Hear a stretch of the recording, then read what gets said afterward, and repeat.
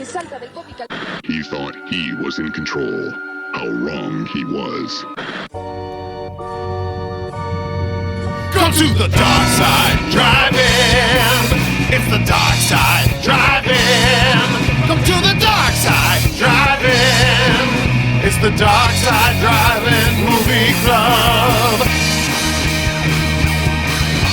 From the deepest corner of the darkest universe, two brave hosts battle through nameless hordes of ghoulish monsters most foul, all to bring you the eternal glory of the Dark Side Drive-In.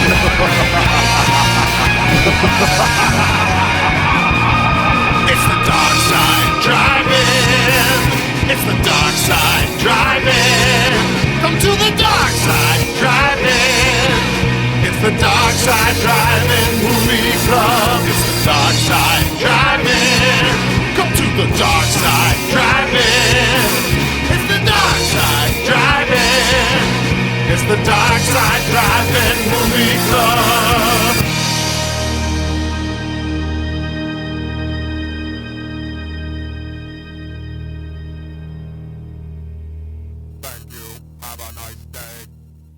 Hey, what's up? It's Shane with Dynamis Media, and I'm joined here with Stefan. Greetings! And you are tuning into the Dark Side Drive-In, which is our horror-themed podcast where we cover movies from sometimes 70s, sometimes 90s, this time, 80s. 80s all day. Staying in the 80s. We love the 80s. That's why you're here. That's why we're here.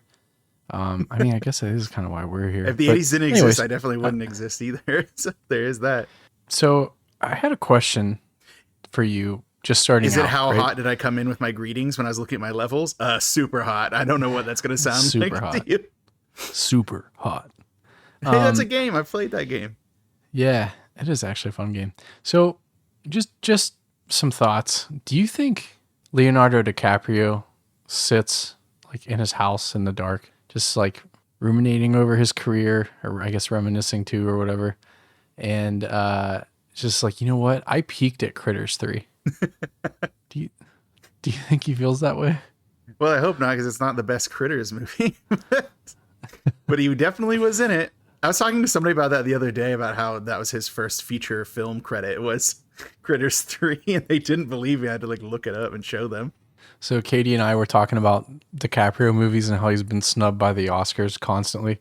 And I was just going through his IMDb and I'm like, I forgot he was in Critters 3. And she doesn't know what that is. So, yeah. That's probably why Leonardo DiCaprio dates women that are so young now, because they don't remember the Critters franchise. That's fucking funny. That's good.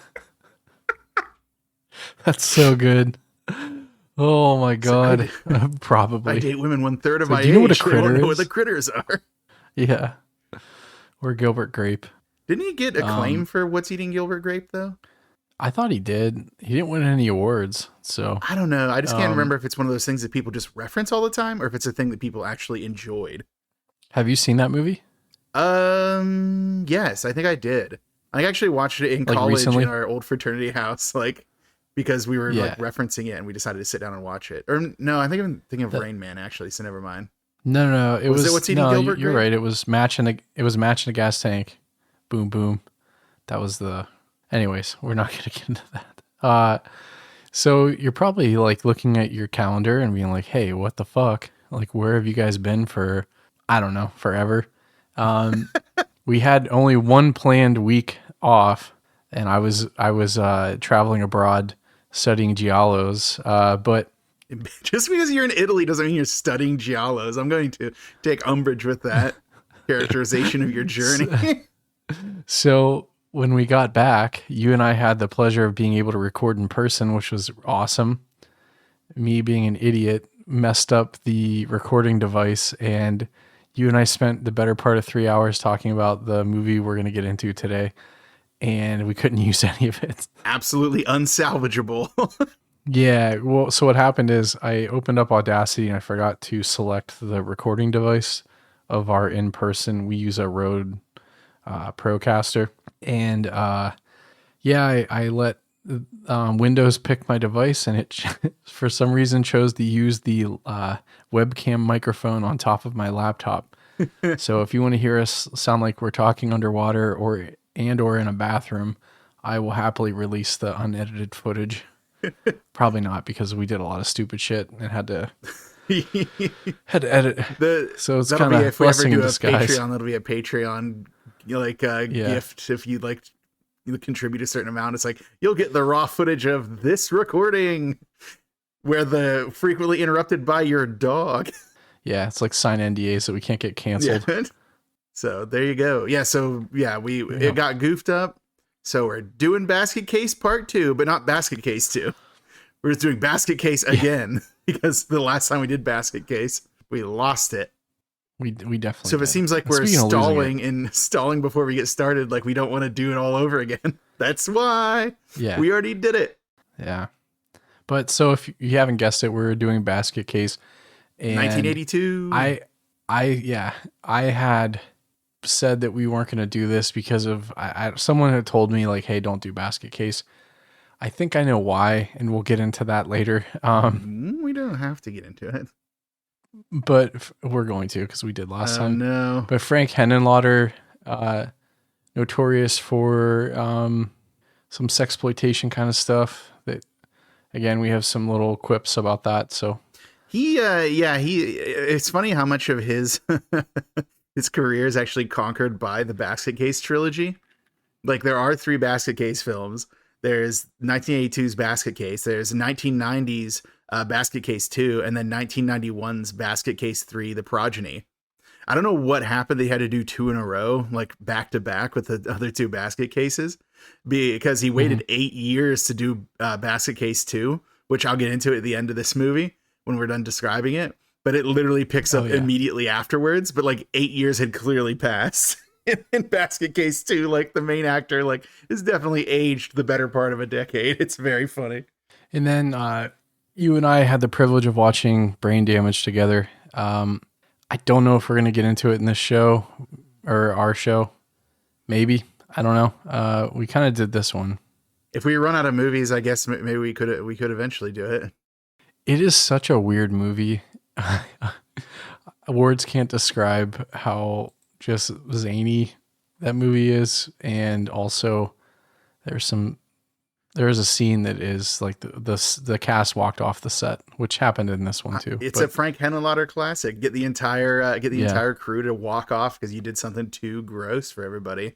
We just need one good boycott. But then again, that's kind of like Frank Henenlotter's like thing. Like I feel like Basket Case, like if you read like the critical consensus of this thing, it is one of the movies of all time. It is a movie. It happened in time. No one really champions it except for one person, which is Joe Bob Briggs. He loves Basket Case. He sure does. Yeah, unfortunately, there is no longer Shudder no longer has the rights to the Basket Case. So the episode of The Last Drive-In with Joe Bob Briggs that he did, where he talked about it, is not available. But they do have like the shorter versions of that is just the Joe Bob commentary during the bumpers. And you can still watch that and get his like insight into this, which funnily enough, some of the things that we'll probably bring up, assuming we bring up the same things this time that we brought up last time, are some of the same things that Joe Bob Briggs brought up during his, because trivia. But I think we have strayed away from everyone's favorite segment long enough. It's the reason for the season, why everyone's here. It is the Creepy Questionnaire. Music. Sounds, tones. What if like one episode I just left in us doing weird noises instead of transitions? Oh my God. So last time on Dark Side Ballsy, we did a spooky taboo, and the clues were vibrations, bacon, and desert. And then the year was 1990, and you instantly got it. We didn't play the whole game like, oh, is he correct? Because then we talked about Tremors for 30 minutes after that. It's hard not to talk about Tremors when Tremors comes up, yeah. You know, I was, so we didn't talk about this last time, so this is all fresh. It's fresh for us. I was thinking about movies that I watched religiously as a kid, and Tremors was one of those. I was actually talking to my mom. And she was like, yeah, you rented Tremors like every week for like 5 Yeah, talk about a years. VHS cover That and- too. that and That was Robin a rad Hood. VHS cover with like Yeah. the worm underneath the ground, like going up, like with its jaws open. So Super good. Yeah, that would like Tremors.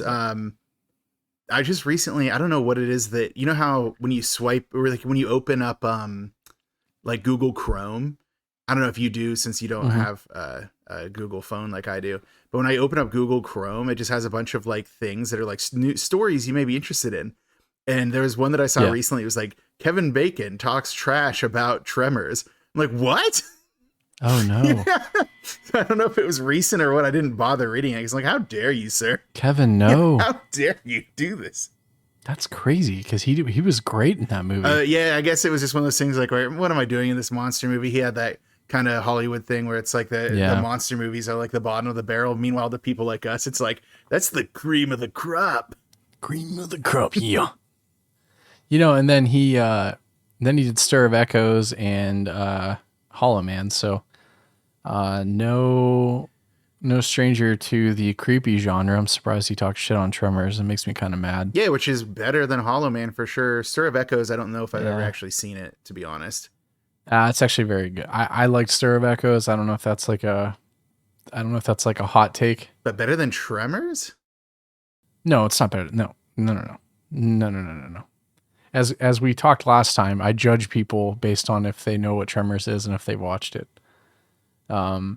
So not harshly, but so I think you're safe, most of you. Apparently not enough of you watched it because Kevin Bacon didn't get enough royalties. So yeah, but then we got to switch over our main character, so we're fine with that, right? yeah. Oh my God, that guy again. I know we already talked about this, but like, just like Phantasm, this dude made a career off of one fucking franchise, and God bless him. All you need is one. All you need is one good hit, and then it's you. It's just you. And also, folks, you're like, hey, why are you guys stalling so much? It's because none of the actors have been in anything else. So we are filling time here, folks. But so let's get to the question here. Why not? All right. Are you ready? Oh, is Bert, the actor who played Bert, is Michael Gross. Oh, but then he was actually not in Tremors 4, The Legend Begins. He was not. That's interesting. Which was a problem. I didn't realize that. Yeah. Okay. Because it was a prequel. Yeah, I mean, I guess so, but still. All right, sorry, I had to stall real quick. But his family was in it. Yeah, it's really weird. It's just weird to not like just cast him as like a lot of things do that. Like it's like I'm like a highfalutin great grandfather of this person, like it's in perfection back in the day, you know. But all right, I'll stop stalling by continuing to talk about Tremors. You're good. Let us move on. We should just do it someday. Okay, so Stefan. Yes. I have a question for you. What is it? Are you ready? I'm the readiest I've ever been. Okay, insert Who Wants to Be a Millionaire sounds. No tones. Yeah. Dum, dum, dum, dum. I think I could steal that. I don't think I could get sued because it's like not a show anymore. I don't know. I thought they had like a daytime version of it now that was like on, or maybe that's just reruns. So yeah, like that lady who took over for Regis Philbin. Yeah, now that I think about it, I'm like less secure in my knowledge of if it still exists in some form. So don't quote me on that. Okay. So, question, trivia. Which high school sci-fi horror movie stars Elijah Wood, Josh Hartnett, and Daily Show host Jon Stewart? That would be The Faculty. Okay. I don't know if I should have hemmed and hawed more. Yeah. You locking it in? I'm going to lock it in. I'm going to say it's The Faculty. All right. So I'll edit this out, but Stefan, you were correct. I know. So we'll, I'm just going to leave that in. This is what happened. You know what? I want you guys to know what happens behind the scenes here.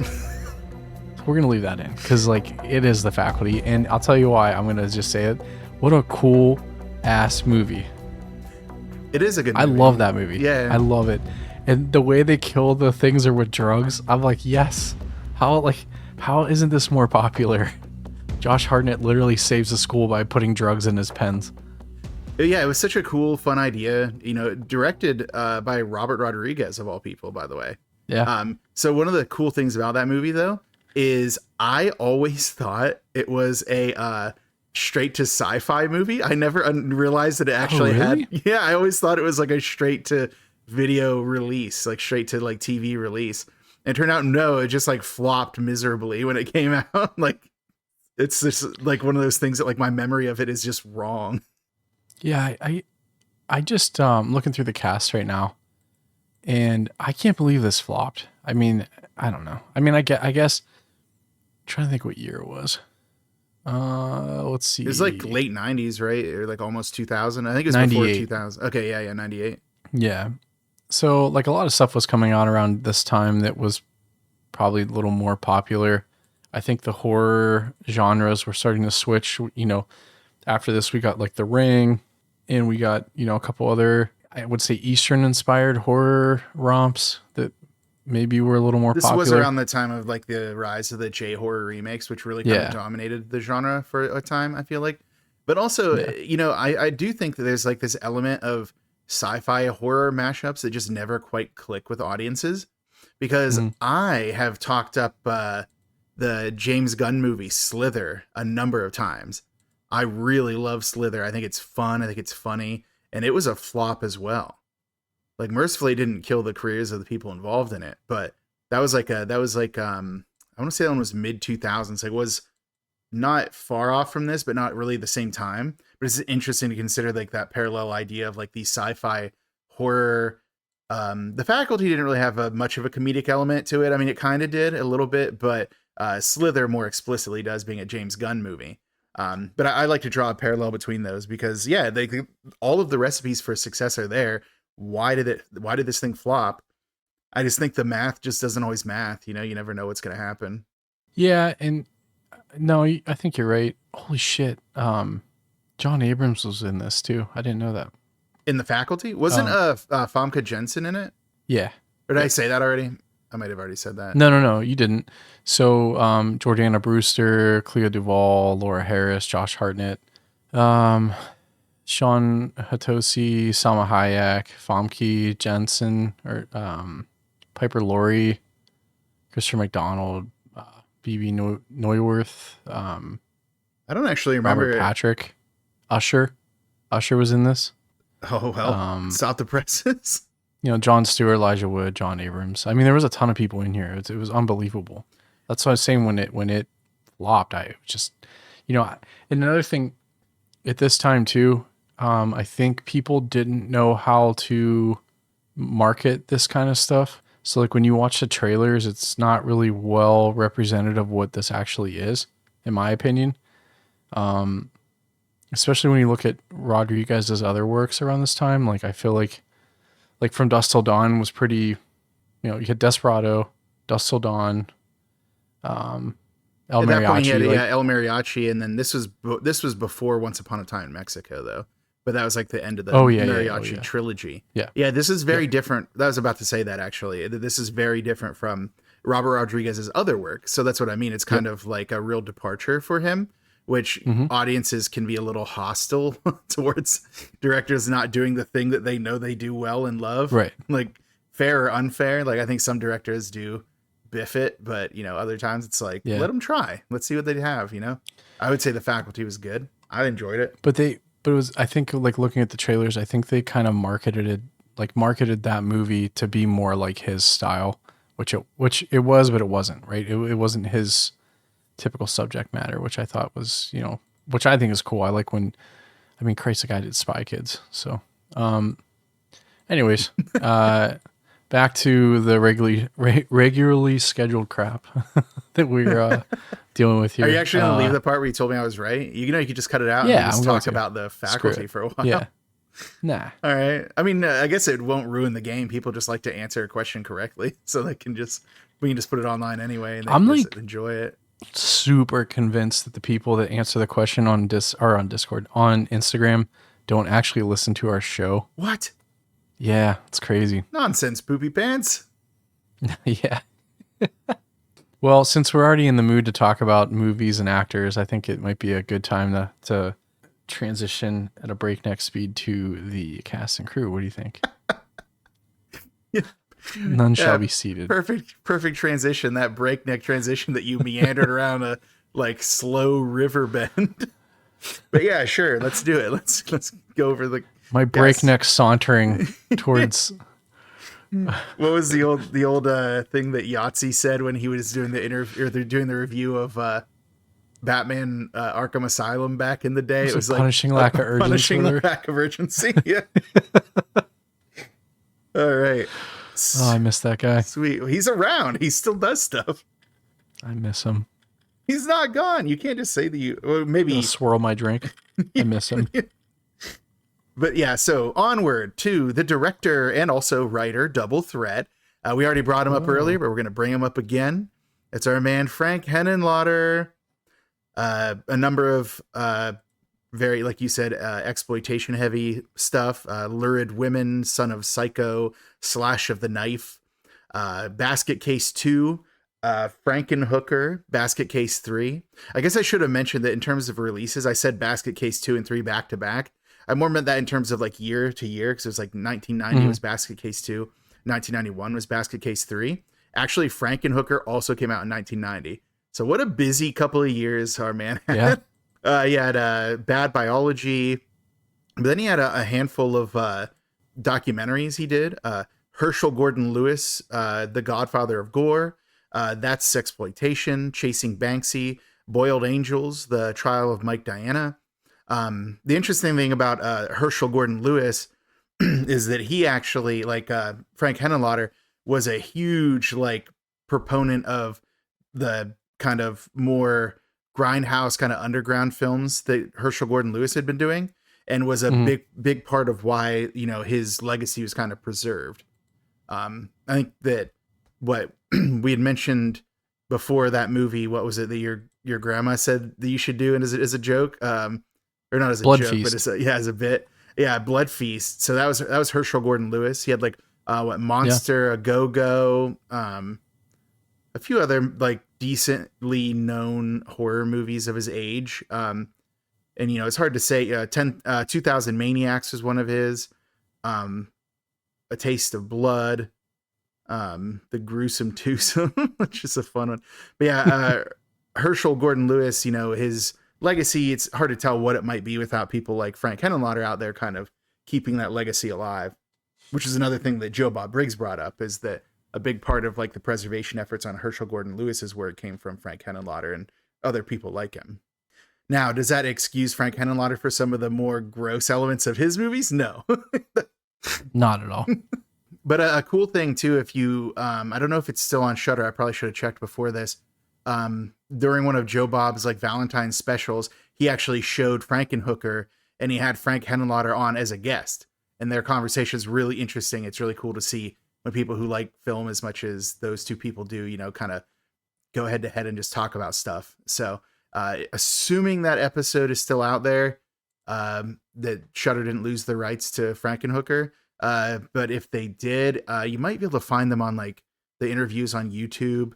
And like I said, they have like just the Joe Bob segments. I don't know if they do the same for the interviews. I'll have to check that out and see if it's out there. And if so, I'll amend my statement here. But there you go. That's Frank Henenlotter. If you, unless you had anything else you wanted to bring up for him. What was the studio? Rugged Films. Okay. What was that? Well, I was trying to figure out which production studio owns the rights to this. To Basket Case? Yeah. Is there a studio specifically that owns it? I don't know. That's what I'm trying. Like, how do you lose rights to this? That's what I'm trying. Production company, Basket Case Productions. Who's fighting for them? Who's fighting for them? I just feel like losing a whole episode of Joe Bob Briggs, though, like, is tough. And like, this couldn't cost like that much. Well, number one, that's Frankenhooker, not Basket Case. Although they did lose the rights to Basket Case too. I guess you're right. That's what I'm saying. It's the same production company. Yeah, but you know how it is. Like, it's probably a company of a company that owns it and that owns the distribution rights to it too. Like, the distribution is like the big thing for these kinds of things. So it's probably some kind of nonsensical. Yeah. They're just sick of paying Kevin Van Hettenreich twice. Van Hentenrich is how I said his name. But yeah, Kevin Van Hentenrich. Yeah, we can't pay this guy two times for this. And then what if we put the other two Basket Cases on there and he gets paid thrice? Absolutely not. All right. But yeah, next up then is going to be the music by Gus Russo. He was just a composer on this and then Brain Damage, which is another Frank Henenlotter one. Oh no, I just realized I never amended my notes from last time to say Brain Damage under Frank Henenlotter. So I literally made the same mistake this time that I made the first recording. Now that's hilarious. I am a slave to my notes, dude. I cannot go off note. So last time we went into like a huge tangent about Gus Russo because he's a JFK nut and he's done a ton of stuff on like the JFK assassinations and Lee Harvey Oswald and stuff. I don't know. That was funny. You want to just say that's what we did and not do it again? All right. I mean, we literally went like, I don't even know how we got into some of the I don't even remember some of the topics, but it was like 20 minutes. The reason is those were his only composer credits, was like for sure this Basket Case and then Brain Damage. He was a producer on Rendezvous with Death, Why John F. Kennedy Had to Die. And then also something called Generation 9/11. But then he was also a technical advisor on Oliver Stone's JFK. So this dude is like deep in the JFK lore, man. Like, yeah. And I have to wonder what the Rendezvous with Death, like why John F. Kennedy had to die. Like, what do you mean had to die? What are you talking about? So like, I don't know if he's like a conspiracy theorist nut, like what his like position is on the JFK assassination. But it's almost like now I want to watch it. Now in the era of like more malicious sort of conspiracy theories out there, it's kind of quaint to see someone talking about JFK or talking about like the moon landing or something. It's like, oh yeah, I remember when those were the conspiracies we had that didn't affect like basic life. And now it's stuff like, I don't know, what the COVID shot is going to turn you into a mutant DNA monster or whatever it is people believe. Yeah, now. right. So yeah, that was really quaint back in the day. But was that too political? Are you going to have to cut that out? No, I'm good. What if I said QAnon? Canon. I don't think they say it that way, but yeah. It's actually, the funny thing about QAnon is the actual Q from that is the extra dimensional godlike being from Star Trek: The Next Generation. That's the Q of QAnon. That's why you shouldn't trust it. It's not Q the winged serpent. It's not. Well, well, here's the thing. Stuff can be two things. The fact of the matter is that Q, when he gets bored with messing with us by pretending to be like JFK Jr. or whatever it is they think that QAnon is, whenever he's done messing with people that way, he then becomes a giant flying monster and attacks 1970s New York. Oh, Christ. That I one guess guy. Early 1980s New York. I'm going to get into this for 1 second. Sure. So most of our audience is from Western Pennsylvania. Some of you might be specifically from Butler. I'm from South Butler, but the videos of that one dude that's like in a weird floppy hat, like it's like, I don't know. He's like in a beard. He looks like one of those like typical, like 58-year-old tech bros kind of, the fact that everyone thinks he's JFK Jr. like just blows my mind. I honestly have no idea what you're talking about. Oh my God, dude. You should Google it. It's pretty crazy, actually. I'll consider it. I might just continue to live my life, but I'll definitely think about it. Yeah. That's all we're going to talk about. That, I guess. All right. Well, we're done with Gus Russo and his weird JFK obsession. And we're also done with saying that QAnon is actually... We did it again. What? Did we do it last time? Again. Did we talk about Q the Winged Serpent and Q? No, but we were able to go on a weird tangent about Gus Russo. Congratulations, Gus Russo. You have the ability to derail this. Next up is the makeup effects. There's a number of people that are credited here, but I always just kind of zero in on one that is somebody that you can celebrate, has a lot of stuff that's interesting, but also, you know, not to say that others don't deserve to be celebrated. It's just we don't have the time because a lot of makeup artists have a lot of credits. So I actually went with John Caglione Jr.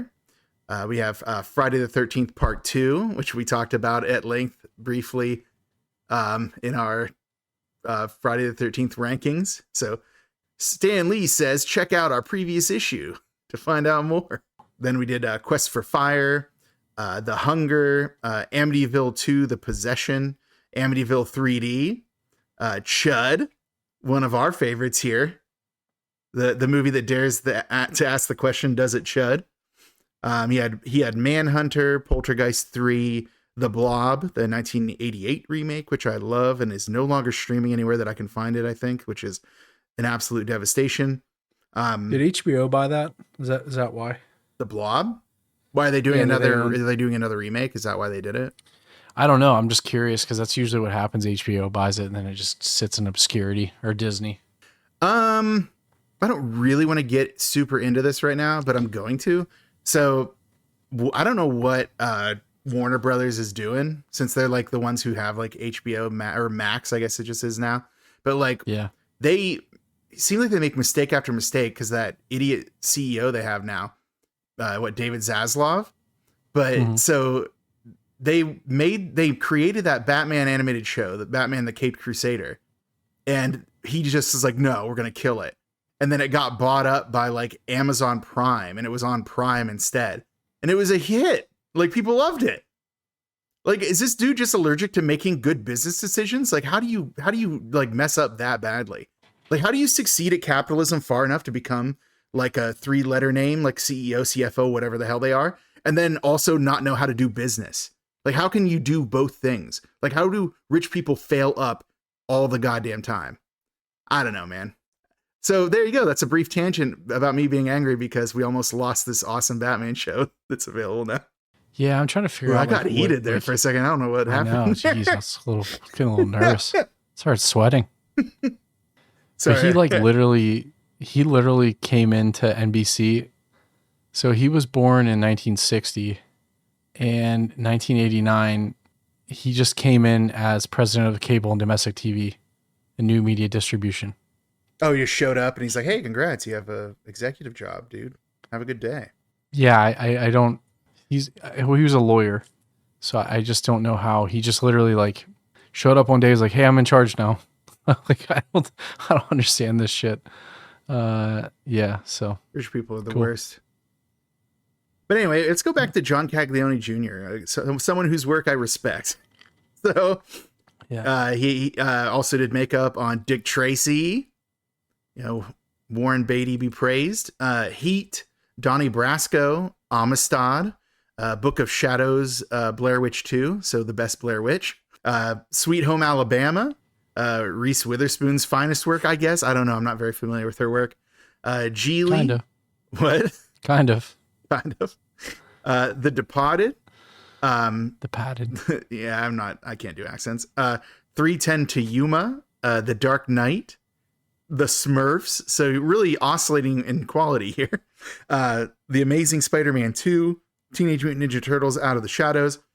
Oh, excuse me. And the last thing I had for him was The Irishman, which I guess was a good movie, but also some of the makeup effects were questionable. But I think that's because they tried to youngify a very old Robert De Niro. Like, that's hard. That's a hard task to ask of any makeup artist. So, well, he was Al Pacino's makeup artist. Oh, was he specific Al Pacino's? It says makeup artist Mr. Pacino. Oh, that's what I get for not reading the credits that closely. Yeah. But he also did The Tick for one episode. Hey. Wait, the more recent one? Yeah, the Patrick Warburton one. Hey. Pretty cool. Hey. Did you have anything else you and wanted to Edge of Darkness, which we loved. Oh, yeah. I didn't have Edge of Darkness on mine, did I? Mm-mm. Edge of Darkness, the movie with like possibly the most jarring opening murder of any movie. Dude, you and I laughed like maniacally at that movie, and I'm looking back on it, I'm like, people probably were worried about us. Yeah, because what is it? It's like Mel Gibson's daughter like opens the door and just goes like shotgunned. It's like, oh man, that's a horrendously brutal sudden murder. And also, but like we find out later in that movie that he's being poisoned by the evil company that like murdered his daughter and stuff. Through his milk, yeah. And presumably she was being poisoned too, right?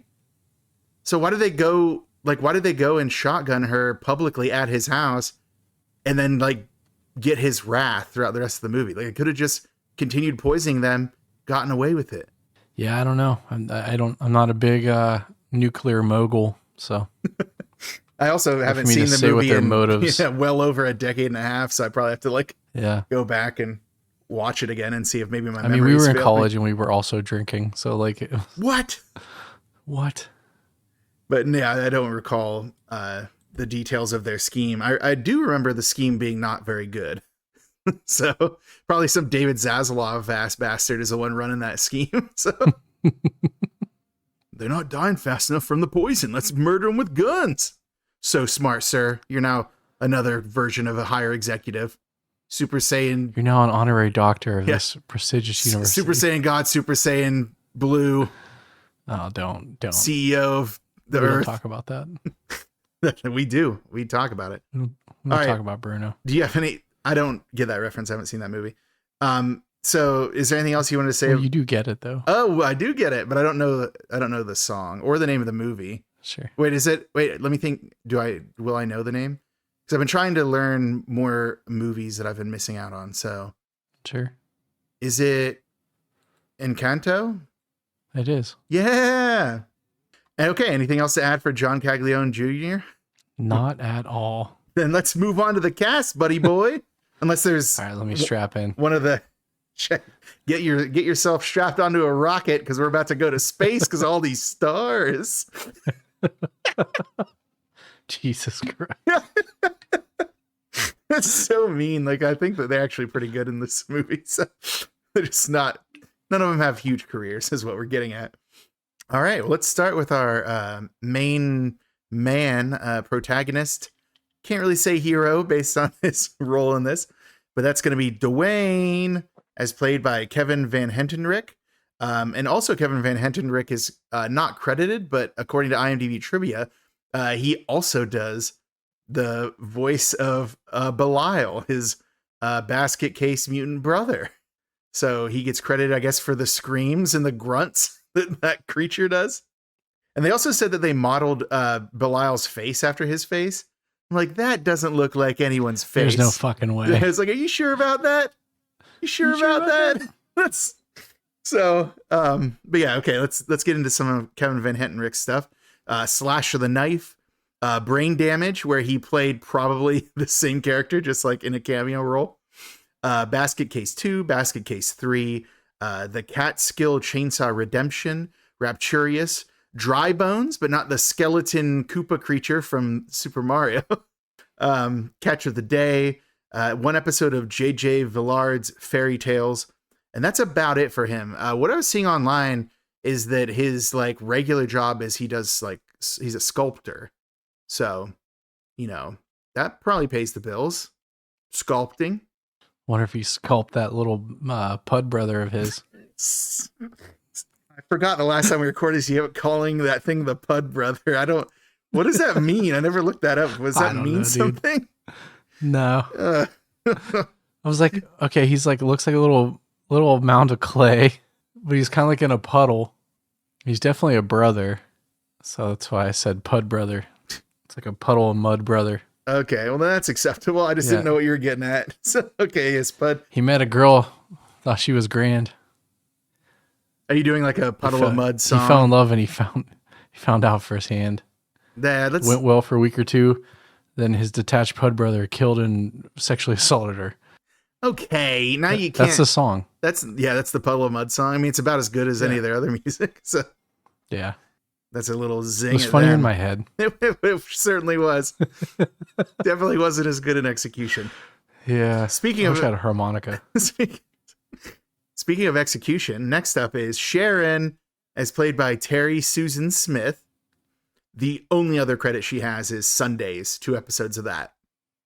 And one of the things we remarked on last time, and I'll bring it up a little sooner this time, is, hey, her hair looks super fake in this. What's going on? That is because it is a wig. Because in real life, Terry Susan Smith, between auditioning for this film and then playing in it, had shaved her head because she joined a punk band.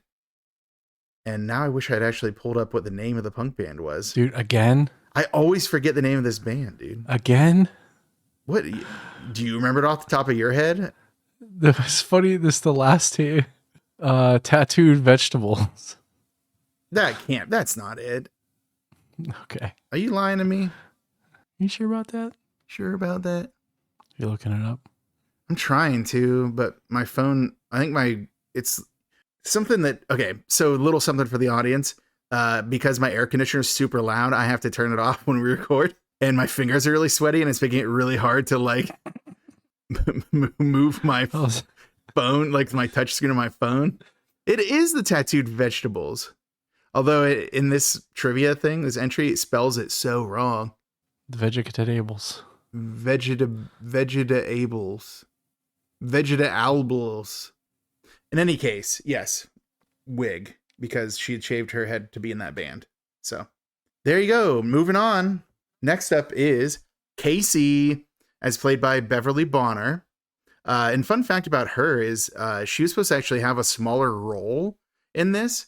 But the reason that, as we'll find out when we get into the plot, Casey's role is way more fleshed out is because Frank Henenlotter was so impressed by her performance. And I would agree. I think that she brings a lot to this character. So her other roles are basically a lot of stuff that Frank Henenlotter did. He kept bringing her back. Massage Parlor, Murders, Brain Damage, Basket Case 2, Frankenhooker, Basket Case 3, Little Frankie, Stein, Bad Biology, See You Next Tuesday, One for the Road, Steamed! Exclamation point at the end of that. And then Black Friday Subliminal.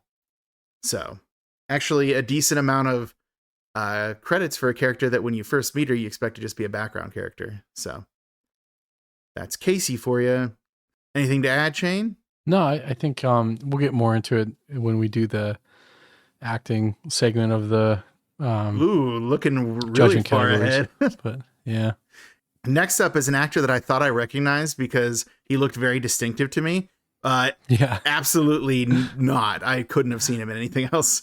It was the hotel manager. It's played by Robert Vogel. He was in Rent Control, Waitress, one episode of Fred Dreyer's Hunter, and one episode of LA Law. So only a handful of credits. I definitely had never seen him in anything, but this dude looks like a dude that I've seen in something. So I don't know why I feel that way. Did you get that vibe from him at all? Like, hey, this dude looks familiar. And I'm still like, I'm looking at his picture right now. I'm like, who does he look like? It's like, he kind of looks like that comedian, Stavros. Isn't he? Yeah, but he'd be like 30 years older. It's not him. Yeah. Yeah. No, for sure. Well, it's not him because this guy's actually dead. Like, yeah, he has that vibe though. You know what I mean? Yeah. And an unfortunate fact about this dude is he passed away at age 39, which is when I realized that when he was playing this character in this movie, he was younger than me and he does not look younger than me. So I'm like, hey, good for me. I'm aging all right. Not that I needed someone's untimely death to make me feel better about myself. So anyways, moving on to... Sounds like what? Sounds like you want to unpack this a little bit. Nope. Moving on to Dr. Judith Cutter, as played by Diana Brown. Just one other credit, Slash to the Knife, which is, obviously one of Frank Henenlotter's. That's it. Diana Brown. There you go. Next up is Dr. Harold Needleman, as played by Lloyd Pace. Oh, Shane, terrible news. It's just this. He had nothing else. Dr. Julius Lifflander is played Dr. Julius Lifflander is played by Bill Freeman. Oh, my notes say just this as well. So really firing that rocket into the stars, aren't we? Although I will say that Bill Freeman, I'm sure was a great dude, is a great dude. I don't know if he's passed away or not, but his performance is lacking. Next up is one of the residents of the hotel, O'Donovan, is played by Joe Clark. He has some credits. The Lavender Hill Mob, McCabe and Mrs. Miller, 3 episodes of The Law, an episode of Chips, an episode of The Greatest American Hero, Nobody's Fool, an episode of Starman, and an episode of Highway to Heaven. So, not the most storied career, but, he's got some chops on him, especially compared to his fellow performers. It makes you wonder how they could afford him, with their $12 budget they had on this thing. All right, well, since you have nothing to add, I will move on to Dwayne's aunt. I don't know what you want me to say. Like, I don't know, man. It just feels like I'm just going through lists. Like, say something, throw a pie. But okay. All right. Next up is Dwayne's aunt, as played by Ruth Newman. Just this for Dwayne's aunt. Oh, you didn't hear that? That's funny. What? I played a harmonica. Do you have a harmonica? Yeah, you can't hear that? I hate fucking Discord. Never mind. Yeah, I can't, but maybe it'll come through in the episode. That'll be a fun surprise for me. Yep. Next up is Dwayne's father, as played by Richard Pierce. One episode of Side Street, and that was about it for this dude. So, the actually one of the last actors I had is the one who played young Dwayne in the flashback sequences is played by Sean McCabe. Mm-hmm. He had a few acting credits: The Tripods, The Young Indiana Jones Chronicles, a couple episodes of that, Wild Justice. But he had 64 stunt credits and some pretty big ones. Aliens, Amsterdam, Willow, Batman, 1989, obviously. Nightbreed, Robin Hood, Prince of Thieves, featuring Kevin Costner doing the most convincing British accent I've ever heard. Frankenstein, the Kenneth Branagh one with Robert De Niro. Braveheart, GoldenEye, Saving Private Ryan, The Mummy, the one with Brendan Fraser, obviously. And then Star Wars Episode 2, Attack of the Clones. Probably like the 12th best Star Wars movie. So there you go. Some pretty cool stunt credits for Sean McCabe. Do you want to play your harmonica again for me to not hear, but for you to have in the episode? No, it's just frustrating that it doesn't come through with the. I could turn off noise canceling. I thought it'd be funnier that you just didn't do anything, and I just would play a harmonica, and then it would. That would be super funny. Yeah, startle you. It'd be really cool. It was funnier in my head. Many things are. Next up, or final up, I should say, is Thief in the Theater, as played by Tom Robinson. He had one other acting credit in something called Salvation. Again, exclamation point. He was an editor on I'm Mostly Al, Ihan Baxi Ariza, and Under the Hat. And he's a director on Thunder, Scenes of the Behind, Thunder, Go Mad in Japan, and I'm Mostly Al, the movie he was one of the movies he was editor on. So Tom Robinson, not a lot of acting credits, but strangely enough, some other credits. So there you go. How high up did our rocket get to the stars, Shane? Did we even break the atmosphere? You know what? I think they left us up there with no fuel, like those astronauts that no one's reporting about that have been stuck up there for 60 days. Was that true? Yeah. Oh. See? That's how bullshit this all is. We literally have 2 astronauts stuck in space. What are they doing? Just chilling, dying. I mean, we're all dying. But yeah, Google that really quick and I'll cut it out. It is a fucking wild story. I don't believe you. Oh my God. Yeah, it's pretty much everyone's reaction when I say that. They're like, wait, what? I'm like, yeah, they're fucking stuck in space. It's been like 2 months. And they're apparently going to be stuck until 2025. Wait, how can they be stuck until 2025? Oh, here's the problem. They flew in a Boeing craft. That's why. Well, okay. But that's part of the thing is it's part of Boeing. And they're like, wait, what the fuck? Because all the other stuff happened with Boeing at the same time. That's true. So they're like, now that guy's under investigation. That's why Congress was, it's a whole thing, dude. I mean, I don't want to laugh about it because that sucks. And they're going to lose some bone density if they're stuck there till next year. And that one dude looks kind of, long in the teeth to be up in space that long. But I saw the thing, it said they're supposed to be there for 8 days and now they're going to be stuck till 2025. I'm like, oh, what a nightmare. Yeah. All right. Well, since we had enough time for that and we're still under an hour. Wow, that sure was a great cast. Anyway, moving. All right. It's been our coverage of the Bass Fish Off 2024. What a great cast. What a bunch of bass asses. All right. Yeah. No, next up is I was going to say the judgment categories. Jesus Christ. All right. Hold on. I was reading my notes and I wasn't thinking about them because I have on my bulletin board where my calendar is, I have like the podcast outline hanging and I forget that like a disproportionate amount of that's taken up by the bottom part. So I was like way too far below. But no, Shane, it's time for the plot description.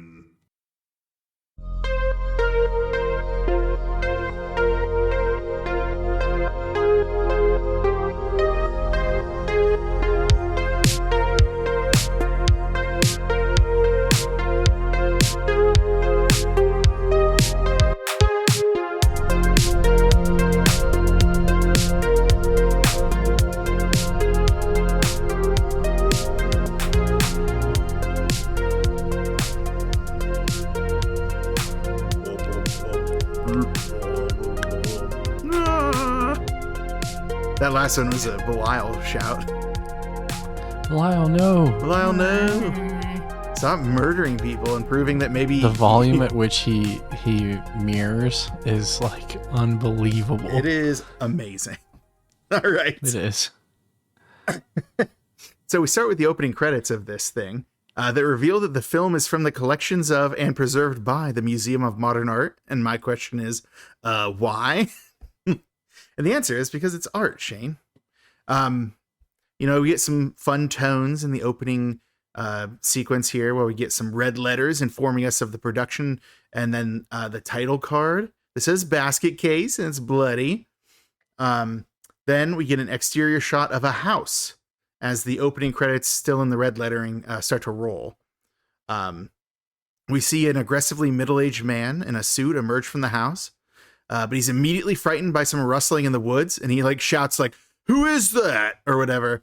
It's like, I don't know about you, but when I'm in the woods, if I hear rustling, I'm just like, oh yeah, it's probably just wood stuff. Like, it's just the woods. It's just the woods. It just rustles, dude. Like sometimes silly woods. Yeah, them silly woods. There's critters out there. They're rustling. Are there 3 critters?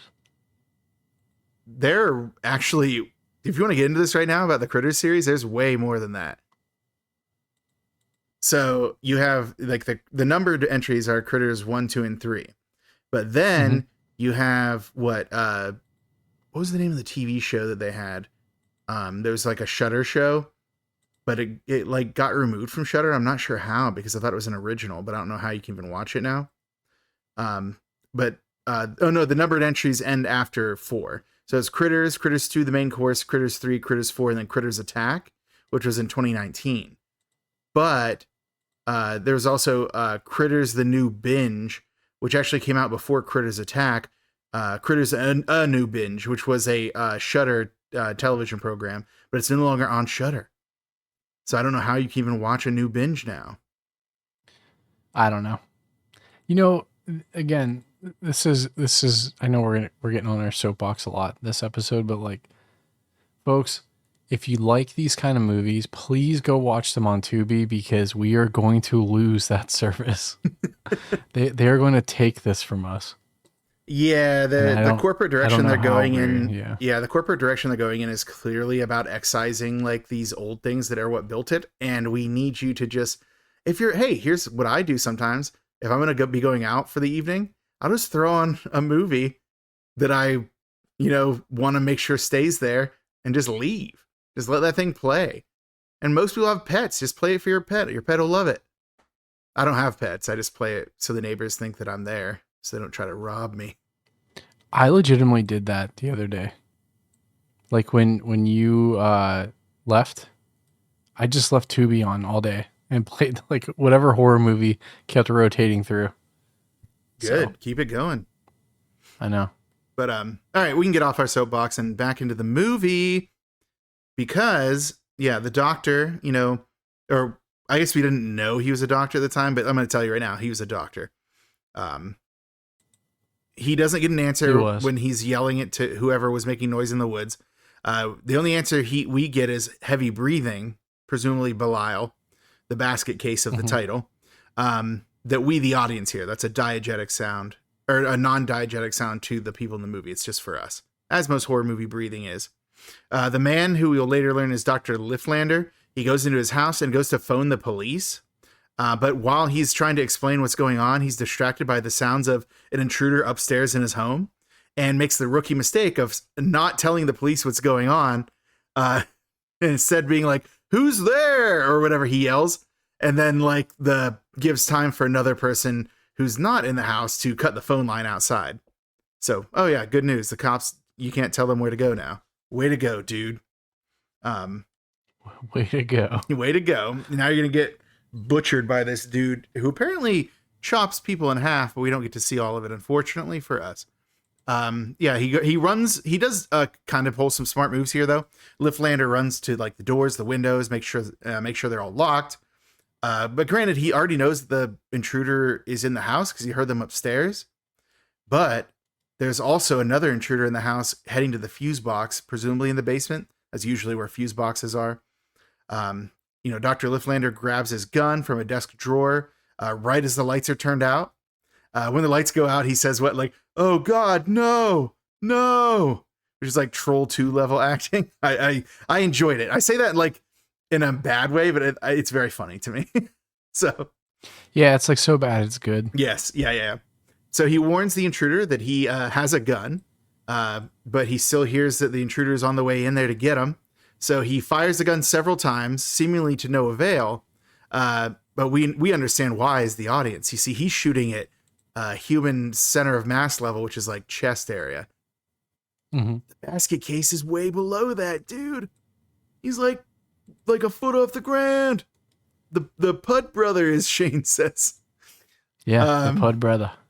Yeah, so after he shoots several times, and I was actually reading about this. So they said that Dr. Liftlander is the only person other than Dwayne who doesn't scream as soon as they see Belial. And I was like, when does he see him? So when I was doing my rewatch today while I was doing my workout before I started recording, because I'm a psychopath, I paid more attention to that. And I realized that after he fires, he like sees Belial approaching him and just kind of just waits. I didn't realize that he just kind of like resigns himself to it. So now that you mention it, I'm just replaying that scene in my head because he definitely like could have done something because of how small Belial is. Like, you know what I mean? Yeah, like he just gave up. That actually tracks. Yeah, so like it seems like he sees him and just kind of gives up. Because out of It's the like three doctors in this, it seems like Liftlander's probably the most not bad one. We'll get into that. We'll get into that as we go. Oh God, yeah. Yes. So yeah, like what happens? A monstrous hand reaches up and grabs Liftlander's face. They're screaming at each other, or the doctor. I think it's mostly just Belial screaming at him at this point.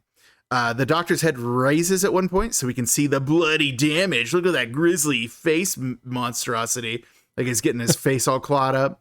And then the monster hand grabs him again and pulls him back down. We see some blood splatter on a nearby folder. That's what we will call Chekhov's folder, because that folder will be in many scenes, and most people will not pay attention to the fact that it's clearly covered in blood.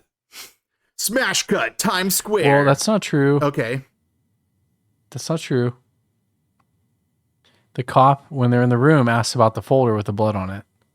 And doesn't he say like it was some kind of accident, like he cut his hand or something doing something? I don't remember that.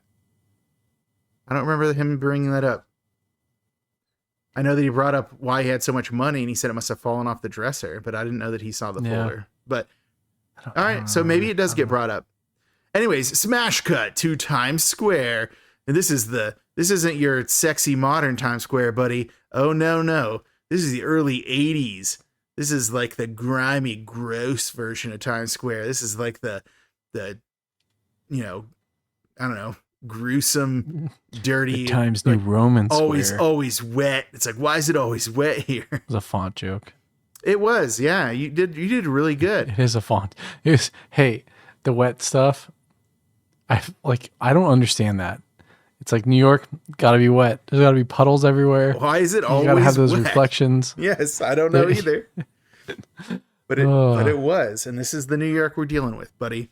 And you can tell because whenever they're Dwayne is walking along carrying the basket, perhaps it has a case in it. We'll find out. But as he walks, you get the usual trappings of the grimier version of New York: peep shows, porn theaters, strip clubs, all of these things. He's actually Dwayne's approached by a guy who apparently has every drug in existence and names them all off. Every drug. Yeah, and he has no scruples about just offering them to some random dude walking by. And then he stops and curses him out briefly as they walk by a cop. It's like, well, yeah, but like, why would you want to sell this random dude stuff in front of a cop? That's crazy. Cop's like, hey, wait, what'd you have again? Yeah, it's like, hey, can you list that all off again? Because he also offers him girls. It's like, man, this is just like a one-stop shop in Times Square, baby. Yeah. One of the funnier things that I read in the IMDb trivia about this is this scene when they're like walking, when Dwayne's walking. Apparently an owner of an actual porn theater was like mad and is like tried to stop them from filming.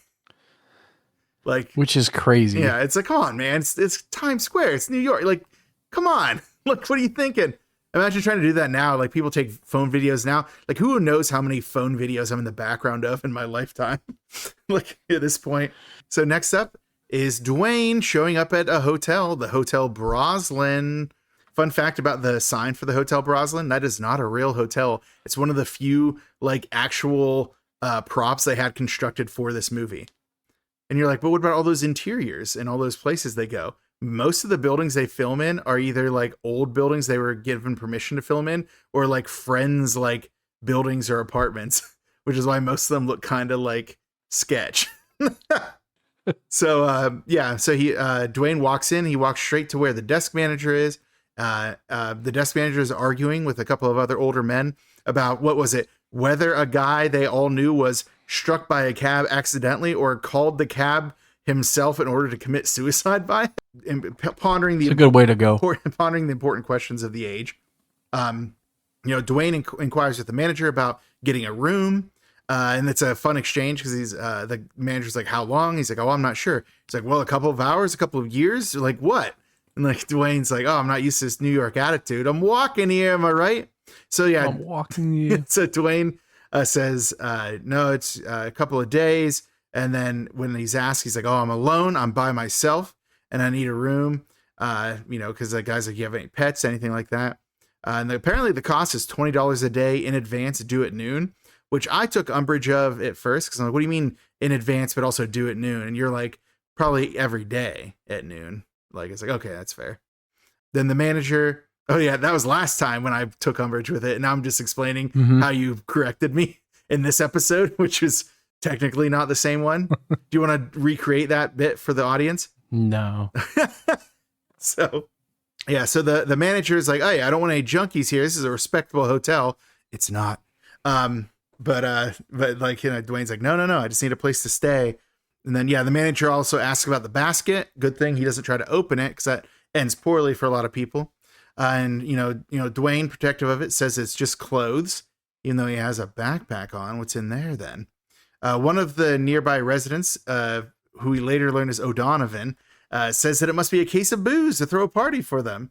Then, yada, yada, yada. The manager gets the key for room 7, reminds Dwayne that he needs to pay $20 up front. Dwayne pays. But Dwayne, having the survival instincts of a lemming, takes out a huge wad of cash and just starts flipping through it for everyone to see in this like trashy hotel. O'Donovan in particular seems very interested in that money. So put a pin in that. Maybe it'll come up later. Maybe. Yeah. And then what was the fun fact about that wad of cash, Shane? So I've been thinking about this a lot. Wow, this is a really smooth transition to a really cool fun fact. No. But the fact that they use the entire budget as a prop, to me, is like the funniest thing, because they only had $16,000 and they're like, hey, you know what? We're going to give it to this kid that's never done anything in his life, and we're going to let him hold it. Like, he could have just took off. You know what I mean? He's done other movies with after this, though, right? No, he did he did Slash of the Knife before this. Okay. So he understands. He knows not to steal Frank Henenlotter's money. Yeah. But audience, here's the funny part that Shane kind of glossed over. I just said it. You said it as you were saying a fact about it. That was the entire budget of the movie, was like the cash. So funny, dude. In hand. So funny. That was such a funny fact you just said. Shut up. All right. Moving on. Dwayne goes to head upstairs with his basket. Then O'Donovan is like, "Did you see that? He's loaded." To which the manager replies, "So are you." Really funny stuff. Also, isn't it weird that people don't say loaded for drunk anymore? Yeah, that is kind of weird. Like, we have so many terms for it, but not that one. Yeah. I guess that's why people don't use the word tippling for like being an alcoholic anymore. Use what? Tippling. Oh, okay. Yeah. Are you familiar with that term? It's like a 19th century. I thought you said titling. I was like, what? No. Never heard that before. No, tippling. Yeah, doesn't that turn into tipsy? Isn't that why we could say tipsy? What? Is that why? I thought so. I didn't know that. I figured it's because drunk people tip over easily. Well, yeah, but everybody in a club. They are getting tippling. And then they're like, we can't say tippling in a song. We have to change it to something. They're like tipsy. Yeah, we need something more catchy than tippling. Right. And that's why we won World War II. Thank you, Winston Churchill. Yeah, we appreciate you and your cigars and your weird habit of getting nude in your office. All right. Okay, dude, you took it. Don't make it weird. Winston Churchill did when he decided to be nude in his office. He's like the Ben Franklin of our generation. First of all, he's not of our generation, and he also that's not even a close comparison. You want me to get into the involvement of like the Bengali famine that Winston Churchill played and how it's basically no, please God, a genocide? No. Okay, cool. No. Then I'll move on to the movie instead. Shit, dude, we're not even out of the beginning 10 minutes. No, we're on page 2 of my notes. So as Dwayne heads upstairs, he's immediately greeted by a resident named Josephine who escorts him for a bit, telling him about room 7, the room he's in. So apparently a little old lady who lived there who only came out on Sundays and claimed to be very rich, but she would hide there because all of her family wanted to try to steal her money. And everyone thought she was just crazy. But then one day she emerged dressed in finery and then left to tour the world, never to be heard from again. That is what Josephine tells him. And then as soon as she's done telling the story, she just turns around and leaves, which I thought was a really funny moment. That's one of the things I love about this movie is like the audience, like the fellow people in the hotel have almost as much personality as our main character. And in some ways, maybe more. So Dwayne just watches her leave and continues to go upstairs. Once he gets up to the floor, Dwayne sees a woman who we will later learn is Casey, escorting what is strongly implied to be a John into her room, based on him having his hand firmly grasp upon her hindquarters as she opens the door to her room. She turns around and gives Dwayne a wink and then goes into her room with this guy. But then Dwayne, he gets to his room, inspects the surroundings briefly. Some keyboard tones, definitely a Casio, play to remind us that music exists. And then Dwayne opens his window and then goes to the basket, telling it that we're here. Why would he talk to the basket, Shane? Well, it's the basket case, obviously. And also, I appreciate that he opens the window immediately because the window being open is going to be a huge part of this movie. I know. It's Chekhov's window. It kind of is. Kind of, yeah. So yeah, Dwayne, heads back to the lobby, asks the manager and, still the squad who's hanging out with him, if there's anywhere to get food. The manager says there's a place just across the street. And it seems like he's going to say more about Dwayne Rabbits and heads out. He does say thank you, though, so he's not being rude. Then he gets back to the room. He opens the basket, telling Belial that he got him something to eat. And he starts just throwing burger patties into the box. And we can hear some cartoonishly loud sounds of scarfing up that stuff from that little basket dweller guy there. Mm-hmm. As he eats, Dwayne pulls out a bloody folder from Liftlander's place, the folder we discussed earlier. And seems to be checking the names from the folder to check addresses in the phone book. So he's doing some real investigative work here, a regular Sherlock Holmes, if you will. But then from within the basket, Belial makes some noises, and Dwayne's like, done already. And then he just dumps the rest of the burgers from the bag into the basket. It's like, why do you need to softball him them burgers in if you know he's going to eat 12 of them? You just hand him 3? Let this guy eat. But yeah, as the basket case loudly eats, Dwayne tells him that Cutter's address is not listed, but they'll be able to get to her. Well, we don't know it's a her yet. We got to Cutter through Needleman, which is presumably the next target. Then we cut to later in the night. We know that Belial's not in the basket because the basket is now open, sitting on a dresser, and Dwayne is awakened. Dwayne tells Belial, who's, asks him if he's going to pace on the floor all night. He tells him that he doesn't want to talk and he wants to go back to sleep. And one of the things that's notable for the audience is we're not hearing another person talk. We're just hearing Dwayne's side of the conversation. So yeah, this is my biggest gripe. Oh, is this really hard for you to believe that Belial could communicate telepathically? Not the part where he's like a sideways Pud brother monster who can tear people apart with his monster claws. I just feel like if you're going to just give it an inner monologue voice or something, right? I feel like a VO.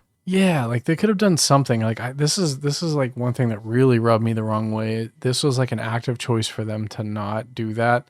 And like it is such a cheap option to do a VO for him.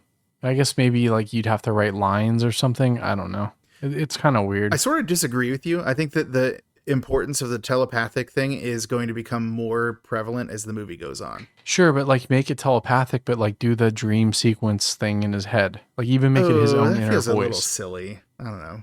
Maybe. I don't know, man. Like, but like you're having full conversations and there's just nothing. There's no dialogue. There's no like exposition. There's no like, you don't get a sense of the, and like this is, and we talked about this a little bit last time.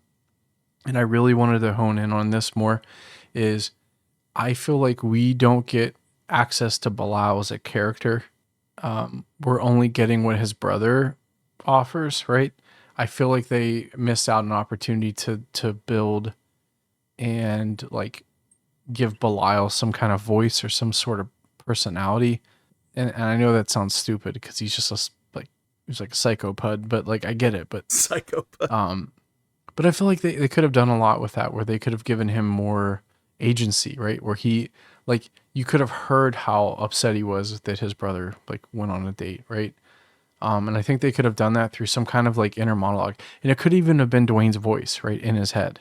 Like, and make it like a, you know, like the inner thought sound where it's, like, echoey and, like, a little softer. Like, I feel like they could have done something like that. I don't know. That's just me. I see where you're coming from, but I think that it's more effective for me to not know what Belial's thinking, because then you don't know what he's doing, like what he's up to, like what's he, like we only have. Yeah, but you know what he's thinking because he answers them. No, but I don't agree, because we can get into this later, but my point is that like Dwayne is the more sympathetic person. He's still helping his Pud brother murder a bunch of people, but we don't hear Belial, so to us, he's like a cipher. Like, is there like a really like impassioned plea he's giving, like about his suffering, or is he just a monster who wants to destroy like the people who he blames for what was happened to him? So I kind of like the idea that we don't know what's going on in Belial's head. We only have Dwayne, who is somebody that we empathize with. So I don't know. Sure, and is Dwayne psychotic and he's doing all this himself, and then, you know, Belial is just there, right? And he's the one doing all this. Well, right? I think the movie answers that question. It does. But anyways, back to this nighttime conversation, still on page 2 of my notes. Whoever. Sorry, I'll shut up. It's so Belial, Dwayne is just angrily like, I need to get some sleep. I'm not going to talk with you all night. You always want to talk when I'm about to fall asleep. It's like, okay, cool. Regular brother fight, I guess. Smash cut to an exterior of New York City set to some fun tones. Oh no, Shane, look at that. It's the Twin Towers. We know this is before 9/11. All right. Oh no. Yeah. Oh, but establishing shot of the Hotel Barazelin, we get a tracking shot that is going through the halls until it arrives on door number 7. But then it stops there, or it doesn't stop there, and then goes on to room number 8, I think, which is the residence of O'Donovan from earlier. He heads out and goes to room 7, and he looks like he's like gonna try to break in. He's like peeping in on the keyhole, maybe gonna try to like open it, but he's interrupted by Casey. She stops him, chastises him, scares him away, says stuff about like, why don't I just shout for whoever it is and see what they feel and stuff. So then she starts her own little monologue about like how much conditions suck in this hotel and all the crap she's seen. But then she thinks better of walking away and goes to Dwayne's door to warn him about the peeper that was lurking outside of his door. Fun fact about that tracking shot and about any tracking shots in this movie, they didn't have an actual like dolly to use for that. So what they ended up using was a wheelchair. So they just put the camera in like a wheelchair, I guess, and just wheeled it. This is a very low budget production. I mean, it was $16,000. I mean, I feel like in 1982 money that might have gone a little further than now, but yeah, not a lot. But yeah. So Casey talks to Dwayne, warns him that he should keep some of his valuables hidden so as to, not excite thieves. We get a little bit of exposition about Dwayne, where he says he's from upstate. It's his first time in New York. And Casey tells him they should grab a drink sometime, and she heads off. Dwayne, he goes to his bed, grabs a map. He's looking at something on the map before he pockets it. Maps are what people used to use before you just had GPS on your phone, you see. Mm-hmm. And then he goes and he locks Belial's basket with a little padlock and tells him it's time to pay a visit to a doctor friend of theirs. We cut to an exterior of a building. Looks really crappy, but we assume it's where the doctor is based on context. Then we see Dwayne exit an elevator in the interior carrying the basket. And there in the interior hallway, he sees the nameplate for H. Needleman, MD. It's Needleman. In the office, there's an older woman who's complaining to the receptionist about how the doctor has been giving her the wrong prescriptions because she's allergic to them. And I was like, why would you keep coming back to this doctor? The receptionist, who we'll later learn is Sharon, thinks that Dwayne is there to fix her typewriter. And then after a bit of complaining, the customer, goes into the doctor's office to see the doctor for her appointment. Again, the same doctor that prescribed her the wrong medication. Sharon is explaining to Dwayne before he has gets a chance to get a word in edgewise, that she's having trouble with the typewriter, explains the noises it's making, all these different things. And Dwayne's like, I'm not the typewriter guy. I'm a patient. And Needleman's actually a friend of the family, so I want to see the doctor even though I have an appointment. And Sharon is like, well, he's a real basket of fun, so ordinarily he would say no to a drop-in even from a family friend, but she'll help Dwayne out because what is it she says is like, even though he has hundreds of patients waiting, and they, then in the waiting room, there's no one else there, so clearly he has no other patients. And then Sharon is trying to lay it on a little too thick with the flirting and make conversation with Dwayne. Asking if it's his first time in New York. And then basically what goes through like a Wikipedia list of New York landmarks to ask if he's seen them. Mm-hmm. Dwayne's like, well, it's not that I don't want to see them. I just don't know where they are. And then Sharon says she'll be his tour guide.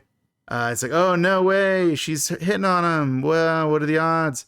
But he's too busy helping his Pud brother commit murders. So doesn't have time, no time for love, as they say. The older patient from earlier emerges, and Sharon's like, hey, Dwayne, you're up next. Congrats.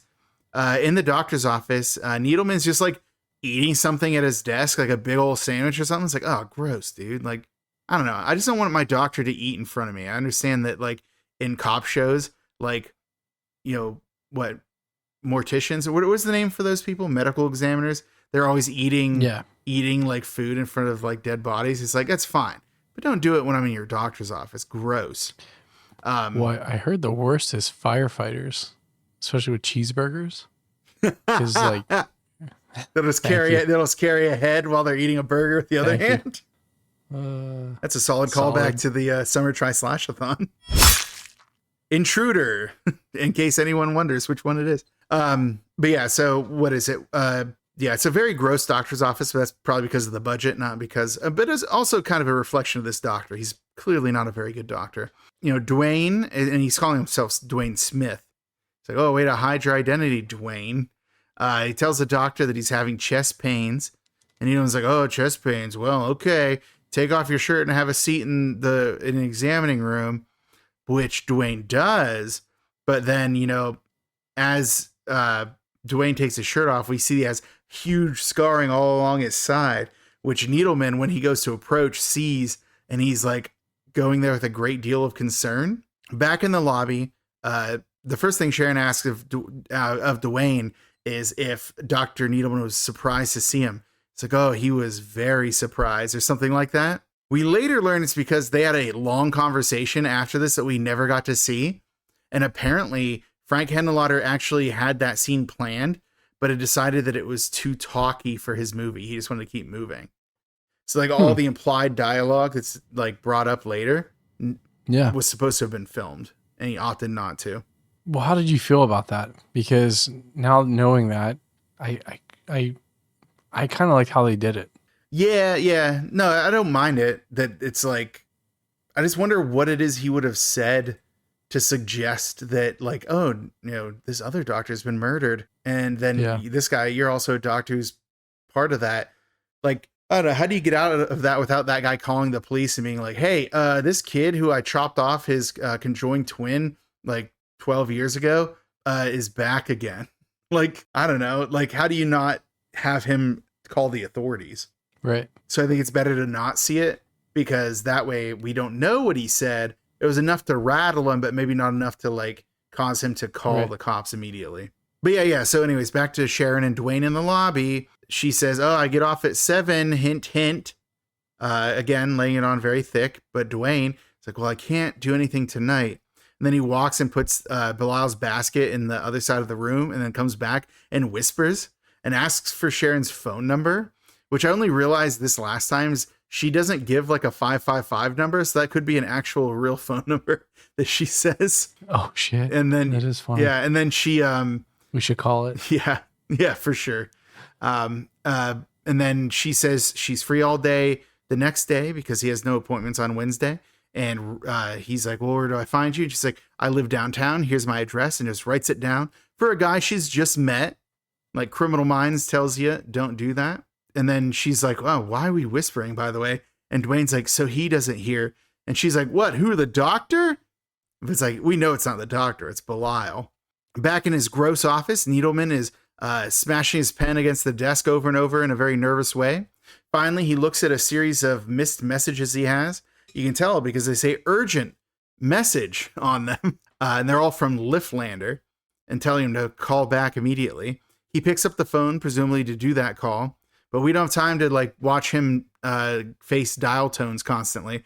We have to smash cut to a kung fu movie playing in a pretty gross theater, but that's okay because it's kung fu movies. Dwayne's sitting there with the basket next to him on a chair. But unfortunately, he's nodding off as a suspicious character from a row behind and across like the aisle is looking at him. He's like, hey, what's going on over there?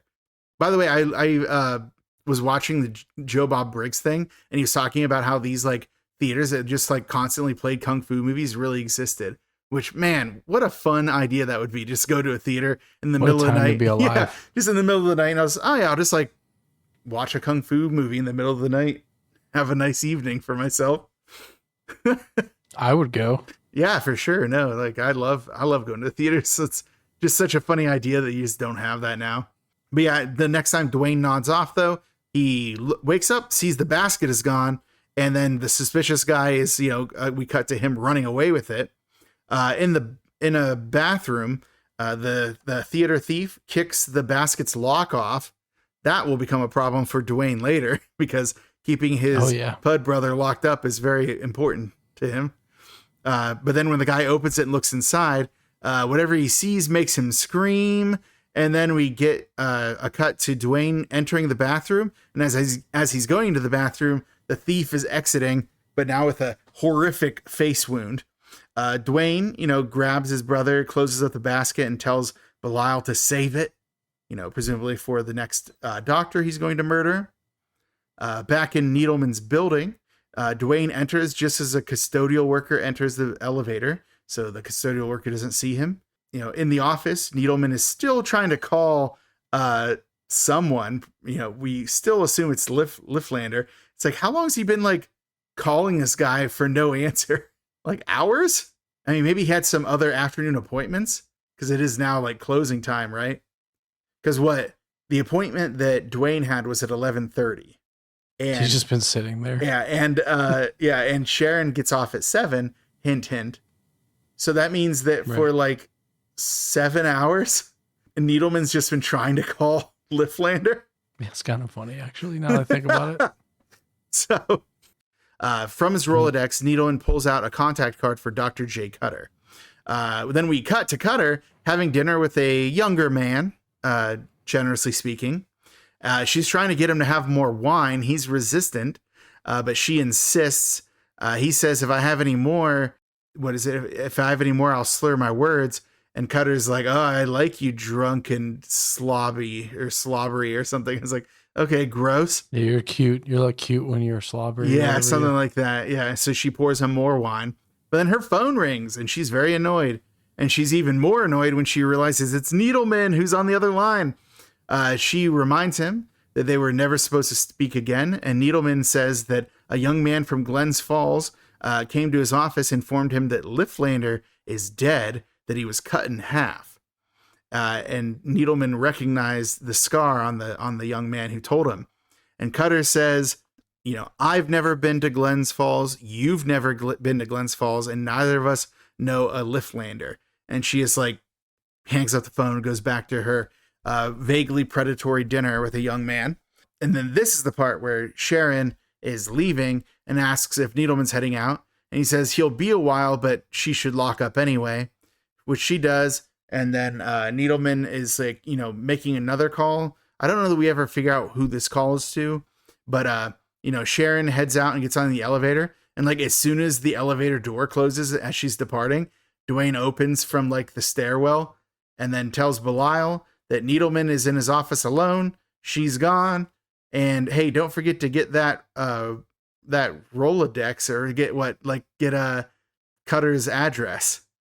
So Dwayne just dumps Belial onto the floor like a sack of dirty laundry, just like flops him down there. And then we get Belial's pretty gross, ragged breathing, but we don't see him yet. But we will soon, don't worry. Dwayne says he's going to go wait outside. And then we get a Belial's POV shot as he heads to the door. Since this is another tracking shot, we can guess it's on the wheelchair because they didn't have a dolly. We see his clawed hand reach up to the doorknob. And then we cut to Needleman in his office as there's a loud crash of what we can assume is the door being destroyed by Belial.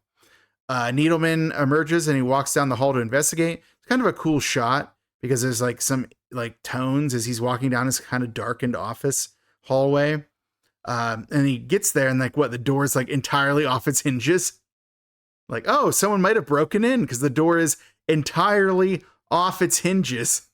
Yeah, this little dude is strong. He is strong. And we will see more evidence of that soon. Yeah, Needleman, runs back into his office. He starts trying to barricade the door. He pushes his desk against it. He tries to do the same with the file cabinet. But he's apparently not strong enough to do it. But then suddenly a light in the examination room, which I don't know if I mentioned it earlier, the examination room is adjoining the office. So it's like in the same area. The examination room light goes off. Needleman apparently not realizing that his life's in danger somehow, decides that he should investigate this. So he walks over to the door, to the room. He turns on the light, only to find that face to face with him on the wall is the basket case himself. It's Belial. He's on the wall by the switch, hanging by his two foot arms. The Needleman screams. Belial screams. Belial grabs his face and he's clawing at his face. We get a nice scene of Needleman screaming and falling around. It's like a full long shot of him just flopping around the office with the Belial puppet on his face. Blood's flying everywhere, all over his overcoat. Dwayne, he's outside looking up at the window, presumably able to hear this. And then we cut again to a close-up shot of the doctor, Needleman, covered in blood. He's got his face all torn up. Then Belial starts to reach into his insides or whatever to pull on him. It's pretty cool. Then we cut again to later on where the doctor's torso is bloody and still where it was, but then his legs are laying to the left of him. Yeah, they're just torn in half. And then we see bloody handprints that lead up to the windowsill, and it's Belial. He's departing down the fire escape. Dwayne's like, "Hey, did you get that address book?" Belial gives it to him, and it does have Cutter's address in it because Dwayne decides he'll check now at the scene of the murder. And then he puts his brother Belial into the basket, and they go away. So that was a long sequence. Anything you want to add? Because it feels like you could have probably interjected, but you didn't. No, I you run a good clip. And I feel like the only thing here that I really want to touch on is I think this was a very effective way to show Belial, because you got a couple of the good basket kills or scares, right? One that we saw. And I think having him be presented in a way where he can maneuver himself like freely around these rooms and stuff. Like he doesn't have to be in the basket. Like that's more for like concealment.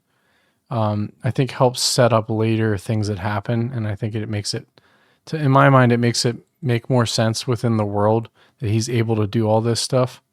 Because when you see him, you're like, how the fuck is this thing getting around? Right. But yeah, and it turns out he's super strong. I did and like climb how they did walls this and stuff. Like, yeah. but yeah, I think it was good. They kind of established this at this point. One thing I really appreciate that too is this is the first time we see him like face to face. Like before this, we've seen his hands, we've seen like, the like some shots of like parts of him, but we've never seen like just a full like there's Belial on the wall in your face. So it's very cool to finally get it. And this was the puppet, right? This wasn't claymation yet? No, this is the puppet. This is the puppet and then the prop. So the puppet when it's moving and the prop when it's like on somebody attacking them. So yeah, this isn't the claymation bit yet, which is, oh no, that stop motion thing is going to be devastating. No time to contemplate the death of this doctor. We have to smash cut to Hotel Broslin. Dwayne enters presumably from running errands that we didn't see with some kind of box. He tells Belial that he brought him some goodies, but first breakfast. And then he gives Belial an entire package of hot dogs. Yeah. Which, no judgment from me, because I've said it before and I'll say it again. Well, not now, because I don't eat hot dogs because I can't eat that kind of processed meat. But when I did, I was always a fan of eating a nice raw hot dog or two. It's a quick snack, just a nice raw hot dog. Chew off. It's like bologna, right? It's like bologna, but hot dog. Mm-hmm. I feel like last time I recorded this, you were way more judgmental of my raw hot dog eating. No, dude, I used to eat raw hot dogs all the time. Hell yeah. Hell yeah, brother. Hot dog brothers. Hot dog brothers. That's our new show. Yeah. Hot dog brothers. We eat our dogs raw. But yeah, so Dwayne tells Belial that he's just going to Case Cutter's apartment for the day. So there's no need for him to come along because it'll be boring. But he says, oh, but I got you a TV that you can watch while I'm out. And he puts the TV down and he says, oh, and if you get bored, there's also a paper in the basket or in the box or whatever. So this is the part that I think is very funny is Dwayne turns on the TV and it's on a static channel and he just leaves. And then when Belial reaches out to try to turn the dial on the TV, he immediately breaks the dial off. Talk about don't touch that dial. Am I right? Yeah. I mean, I think it's funny. It's like, hey, I got you TV and then there's like a newspaper here, or you could just Motley Crue a hotel room. Like, who cares? Like, well, he's going to do the last one, as we'll find out. I put in my notes, oh, this will surely end well because he can't even change the dial on this TV. Outside, Dwayne is running down the sidewalk in a residential neighborhood until he arrives at an apartment. It's Sharon's. So we see that he lied to Belial and is in fact on a date. Then we cut to the Statue of Liberty where they were apparently visiting and they are like leaving and like, I don't know, what is it? Like Sharon's talking about how her feet hurt or whatever from walking up all those stairs. Whatever, it doesn't matter because Dwayne says he has to confess that he doesn't really care about the city. He just said that he wanted to see the sights as an excuse to see her. And she's like, well, duh, dummy. Same thing for me. And then she says one of those things that women sometimes say. It's like, I know a lot of guys, but you're different, whatever. Then they start kissing. But what happens when they kiss, Shane? It triggers probably what I'm imagining is the most horrific experience of this Pud brother's life. So apparently the psychic shock of his brother making out with a girl forces Belial to like burst from his basket next to the TV, losing his absolute marbles. Like Belial screaming, breaks the TV, throwing stuff around. Josephine comes from her room to go listen at the door. Then we see Belial moving with some like terrible stop motion effects as he moves towards the chair, and then the chair is thrown against the wall. He moves the dresser, throws the dresser around. It's very funny. You might recognize this as being like a slight meme.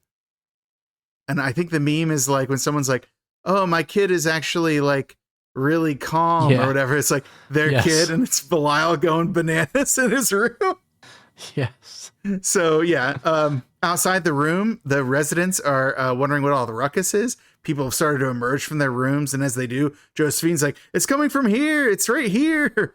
Back in the room, Belial like takes out Schrodinger's file, takes out Chekhov's file from Dwayne's bag and just throws the papers in the air. He's like shaking the bed. It's like Belial's just going absolutely apeshit here. Then the guy who lives below them goes to the manager to complain. The manager heads up, and again, Josephine's like, it's coming from here. Like Josephine's a real like narc over here. But right as the manager gets up there and goes to open the door, Belial gets back into his basket, and then the door opens, and they see that the room has been trashed, but no one seems to be there. So they don't check the basket. Here's the thing, Shane, if you don't look in the basket, you probably won't get the case. Oh no. So what O'Donovan from earlier, he spots the cash money on the ground, and he clearly wants to do some burgling, but the manager is there, and he's like shooing everybody away, and like specifically is like, O'Donovan, get out of here. Like, come back down with the rest of us. But O'Donovan's like, oh, I simply cannot. I'm feeling ill or whatever. And he goes to his room, which is like literally like number 8, right? Like right next to 7. But then once everyone clears out, he comes back, and then he picks the lock to the door and goes in to steal the money. So, picks up the money, and like, man, he could have had it all. He could have had the entire price of a, I don't know, movie in 1982. But instead, what does he have to do, Shane? He has to rifle through the dresser drawers, see if there's any other valuables. Then what does he see? A basket? Well, simply must investigate this. So he opens the basket, and Belial's there and pops out, latches onto his head immediately. This act actually causes psychic distress to Dwayne, as Belial is ripping apart O'Donovan's face. Fortunately, O'Donovan decides it's a good idea to run back to his own room and shut the door behind him, giving Belial plenty of time to, continue to like claw apart O'Donovan as he did Needleman.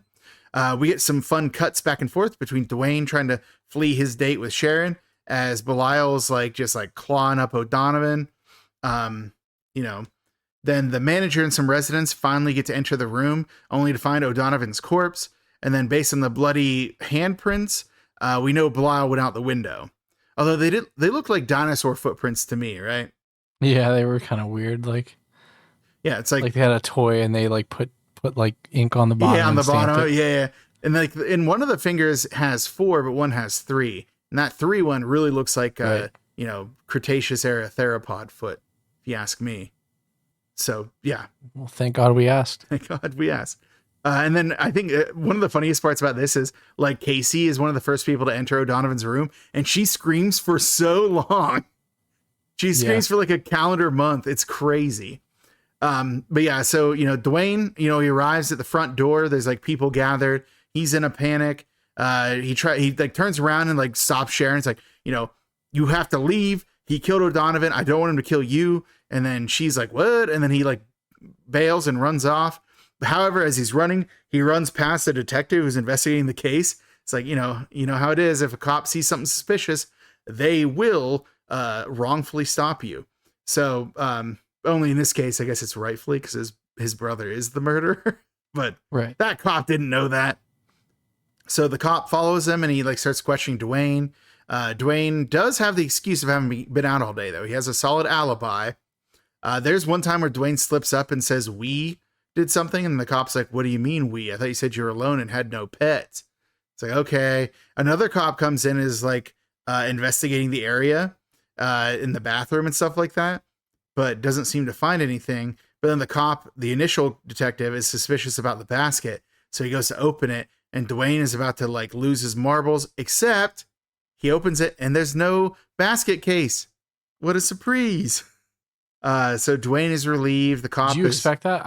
I'm like, shit, he's gonna kill these cops. I know. I was like, oh man, things are just gonna escalate. He's gonna get how many stars do you get for killing a cop? 3. Yeah, right. Like he's about to summon the FBI on him. Well, I guess that's 4 stars. But if he kills any more cops, he's gonna get 4 stars, and the FBI's coming.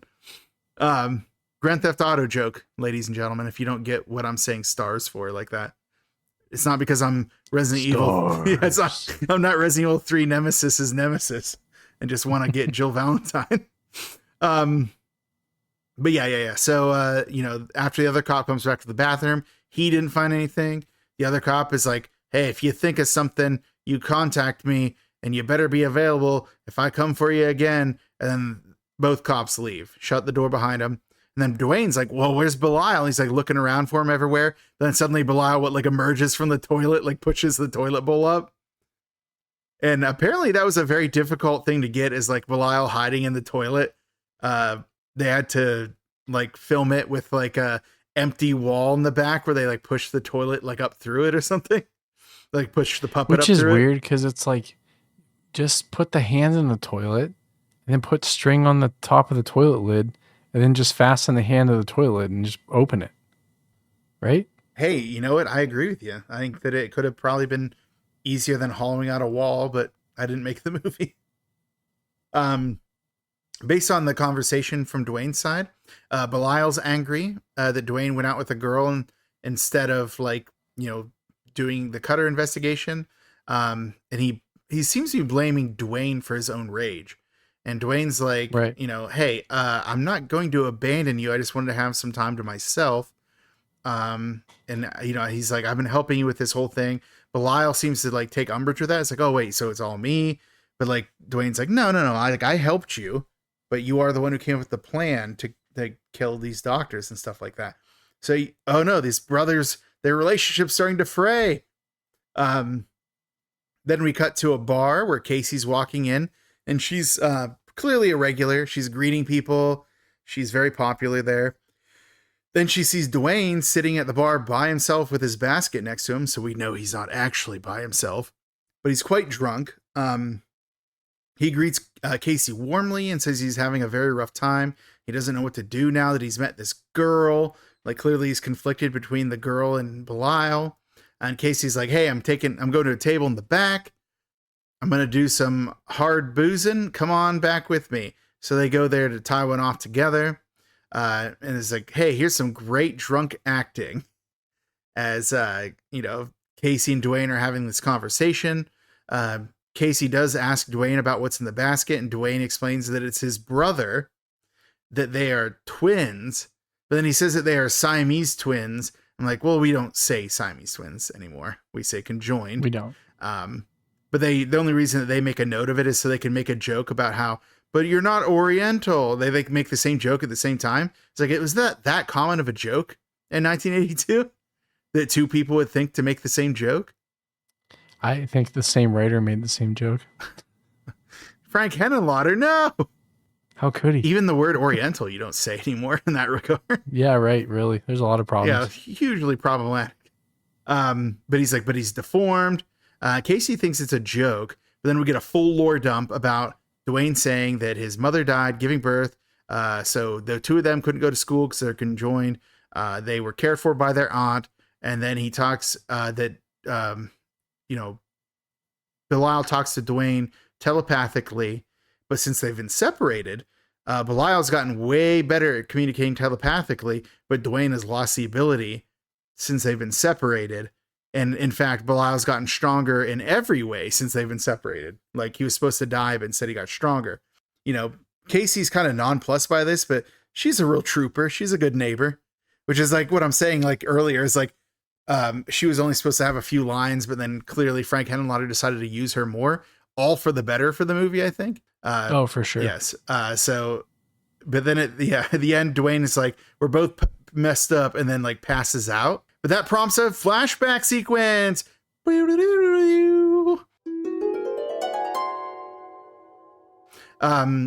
we see it's Dwayne and Belial's dad having an absolute freak out, wondering why the doctor didn't kill the baby before it killed his wife. So apparently that's what we heard earlier. His mother died giving birth. He says that they told him he needs two names, one for the child and one for the monster, as if he had two sons and not one freak.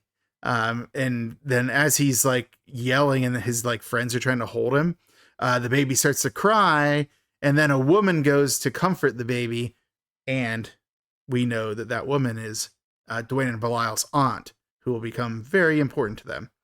Cut to later, I think 12 years later, we see a woman from the state interviewing the aunt, saying, she keeps saying what, like, and this boy and the boy and the boy, and then the aunt's like, they, like two of them, there's two boys. Like, and like both of them are being educated. So it's like clearly like the state isn't taking Belial as an actual person. There's some discussion about how the aunt is homeschooling them, and it's fine for them to be homeschooled, but they have to, you know, make sure that like the state has to confirm that everything is up to snuff. That's when we get our first glimpse of Belial and Dwayne together as one being, when the aunt takes the lady from the state into the room, and then they turn around and you get Belial looking, you know, less freaky. He looks kind of like a flesh colored person with like regular eyes and not like totally black monster eyes. Definitely less freaky when he's attached to his brother is my point. So do you think that's because they tried to like, do you think that's maybe like, cause at that point he's not like evil? I think it's probably a good way to interpret it. Yeah. Like whenever he was still attached to his brother, he had a compass, a moral compass. And then when he's detached from him, he becomes evil, but also more domineering. Stronger, maybe. Yeah, maybe. Yeah. Or maybe it's just a weird, sick movie by a weird, creepy guy. I'm just kidding. Frank Henlotter's not creepy, but it is a pretty sick movie that we know of. That we know of. So yeah. So we get what is it? Oh yeah. We already had the part where they showed Dwayne and Belial together. The examiner from the state freaks out, and that's the end of that. We cut to later, I think that night, or at least later on at night, at least. There's an argument going on between Dwayne and Belial's father and some doctors. The father's saying that he wants them to be separated while the aunt is away. The doctors are advising that, if they do this, Belial will die. And the father's like, yeah, that's fine. He's a monster. I don't care. And the doctors are talking about how it will give Dwayne a chance at a normal life. And then at one point, like Cutter says that she doesn't even think that the deformity is even human. But also that they're not sharing any organ or bone, just flesh. Like, okay, but if they're not sharing organ and bone, just flesh, and the one is still perfectly capable of surviving without the other one, then clearly it's human. Right. So, way to go, Cutter. But we find out later that she's not exactly the kind of doctor that should be making that determination. Yeah, that's a big reveal. Big reveal. Despite Dwayne's attempts to fight the doctors when they try to get him, they managed to get him to an operating room that's basically just like a makeshift dining room operating room or something. Like they hung some curtains and are like, this is sterile enough. Let's cut off this bud brother. They sedate him, which also sedates Belial eventually. Then the doctors start cutting into the Belial part to get it away. And let me tell you, gross scene. How did you feel about this one, Shane? Yeah, it was pretty fucked up. Like there's just like blood shooting all over the doctors' faces, and the sound, like the Foley work they do here is like crunching flesh and bone. I'm like, I wasn't ready for any of these gnarly cutting sounds. Yeah, it was pretty intense because like that's what I said like last time. I'm pretty sure it was like a watermelon or something being cut. Like it was definitely fruit. Yeah, some kind of juicy melon being sliced up. Yeah. Yeah, and then the operation continues as they extract Belial from Dwayne's side. And they do show it. If you're wondering, do they show the separation? Yes. Yes, they do. They sure do. You get to see it. But later on, Dwayne awakens with a start. He sees that his brother is no longer attached to him. but then he hears Belial's voice in his head calling out to him. So we cut to outside in like a forest where there's some dramatic synth music playing as Dwayne is approaching something, and it turns out to be some trash cans next to like a building of some kind. And next to the trash cans is a trash bag. And he sees movement and realizes that the doctors just threw his brother away as trash as a monster hand emerges from the bag. So he found Belial again. But then, back at the house, flashback continues. Don't worry. Back at the house, we hear some hammering that wakes up Dwayne's father. He shouts for Dwayne, like goes out into the hallway, goes down the stairs, follows the sounds of what eventually is power tools going off. The dad goes from the top of basement stairs down to the basement, is yelling for Dwayne to answer him. Which, fun fact, this basement scene was actually filmed in the Hellfire Club, which was like a sex club in New York. So that's this basement area. They had to hide the sex toys. There are tools. But yeah. So receiving no response, Dwayne's father heads further and further into the basement. After a long time of the dad just like walking around, he finally steps on a nail and like shouts. But then he looks and he sees some sawdust and a saw. Clearly the aftermath of some serious construction work. So then he goes to investigate when he hears an electric saw start up. So Dwayne's father is just like, hey, I better investigate this large saw I hear. When he opens up a set of doors, and there's like a huge buzzsaw blade there, and then it just slides down towards him, and it cuts him in half long ways from the legs up. And we know this because we see one of his legs fall to the side. It's like, what the hell was their aunt teaching them? I know. It's like, I don't think they had this in Shakespeare's The Tempest. But that's an in-joke to the fact that later on we'll hear the aunt reading them The Tempest. So that's a future joke. I sent that one from the future back in time using tachyons. Solid. So yeah. Then later on we get Dwayne's aunt talking to them, saying that the police have left. They don't know who killed their father. And Dr. Liftlander told them that an emergency operation happened on Dwayne and resulted in Belial's death. The aunt says she will not ask them what really happened and that they're safe now and that everyone thinks Belial is dead. We see them two emerge from below to their aunt, presumably to safety. Then we cut to a fireside scene where the aunt is reading to them. The book she is reading again this is the part I was talking about. It's The Tempest. Specifically, it's a speech by Caliban, which is supposed to be like a parallel between Caliban the monster and Belial the monster. Because as we see, Dwayne is on the ground next to the fireplace, but Belial is on the aunt's lap. So clearly Belial is her favorite. And then we have a nice... So who named Belial? Do you think it was the aunt? The dad. Named it Belial? Mm-hmm. Oh, right, because of the scene. Never mind. Yep. Yeah, I didn't mention that, but he says that he named him Belial because he's a demon, right? Right. Yep. Yeah, like he's like, I'll name him Belial because he's a demon or something. He says something like that. But yeah, the dad named him Belial. That's like why he's named that. Yeah, that dad sucked. He deserved to get cut in half by a buzzsaw. Yeah, makes sense. Yeah. Cleft in twain. Cleft in twain. It's actually cleft in Samuel Clemens. That's a good joke. Do you get it?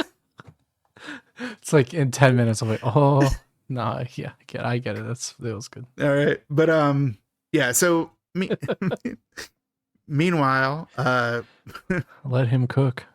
But yeah, then we smash cut to the aunt now being dead. She's, in a casket, the last remnant of family who actually made Belial feel like he belonged. So you can guess that the killing spree that's about to happen is going to be because of her death. And to support this, the version of Dwayne we see by her casket is the version of Dwayne we see in the modern era, his current age. So there you go.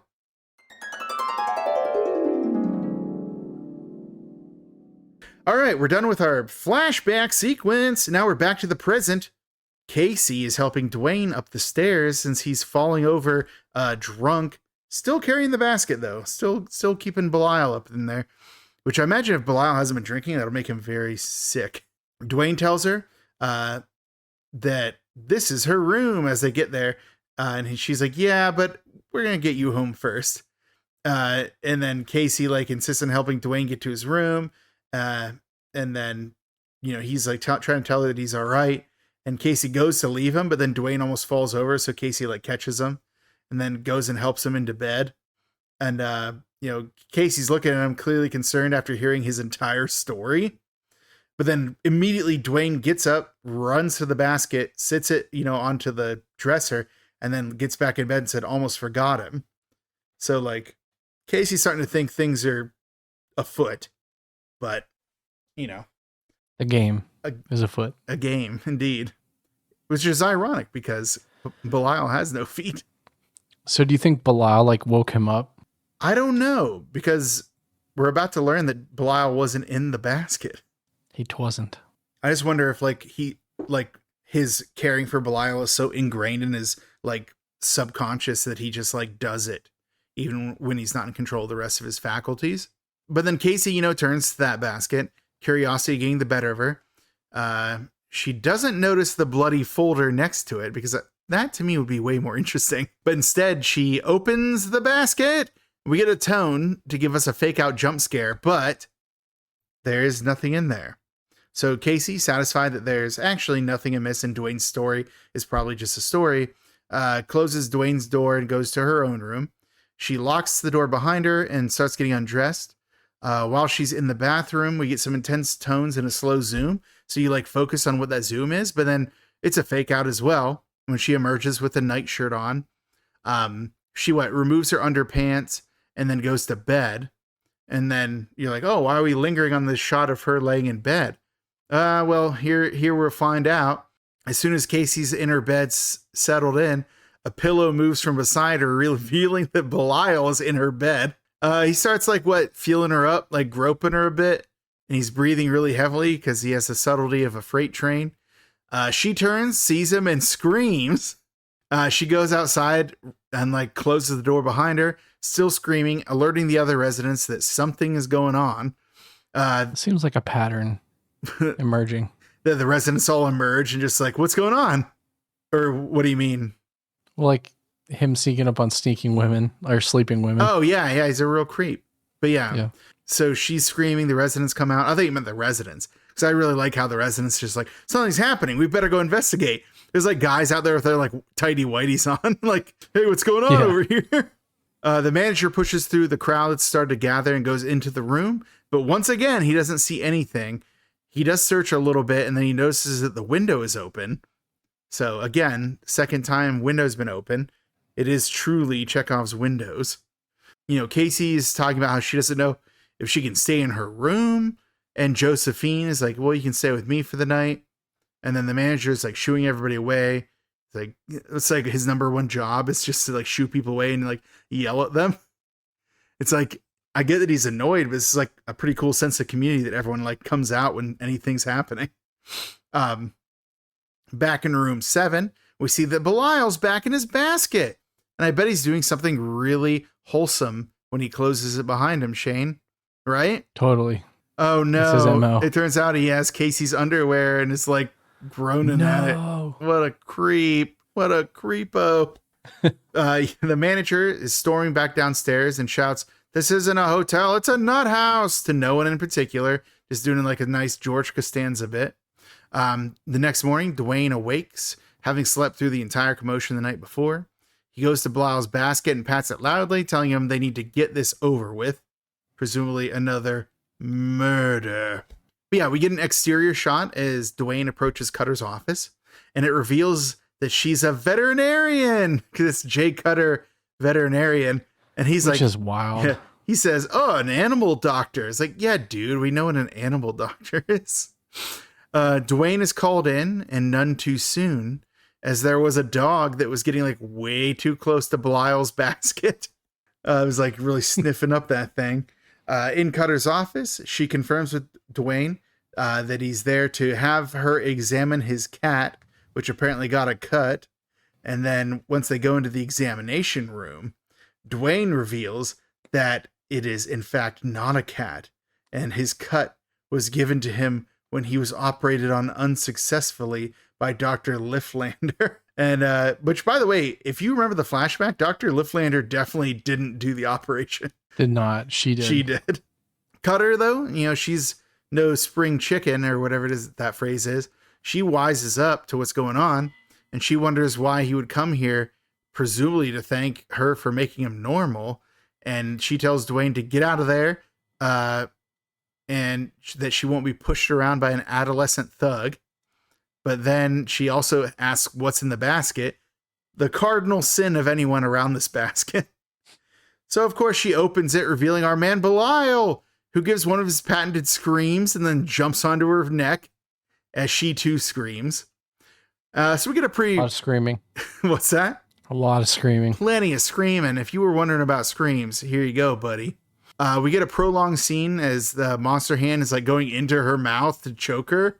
She's kind of messed up. And she's screaming and she's bleeding all over the place.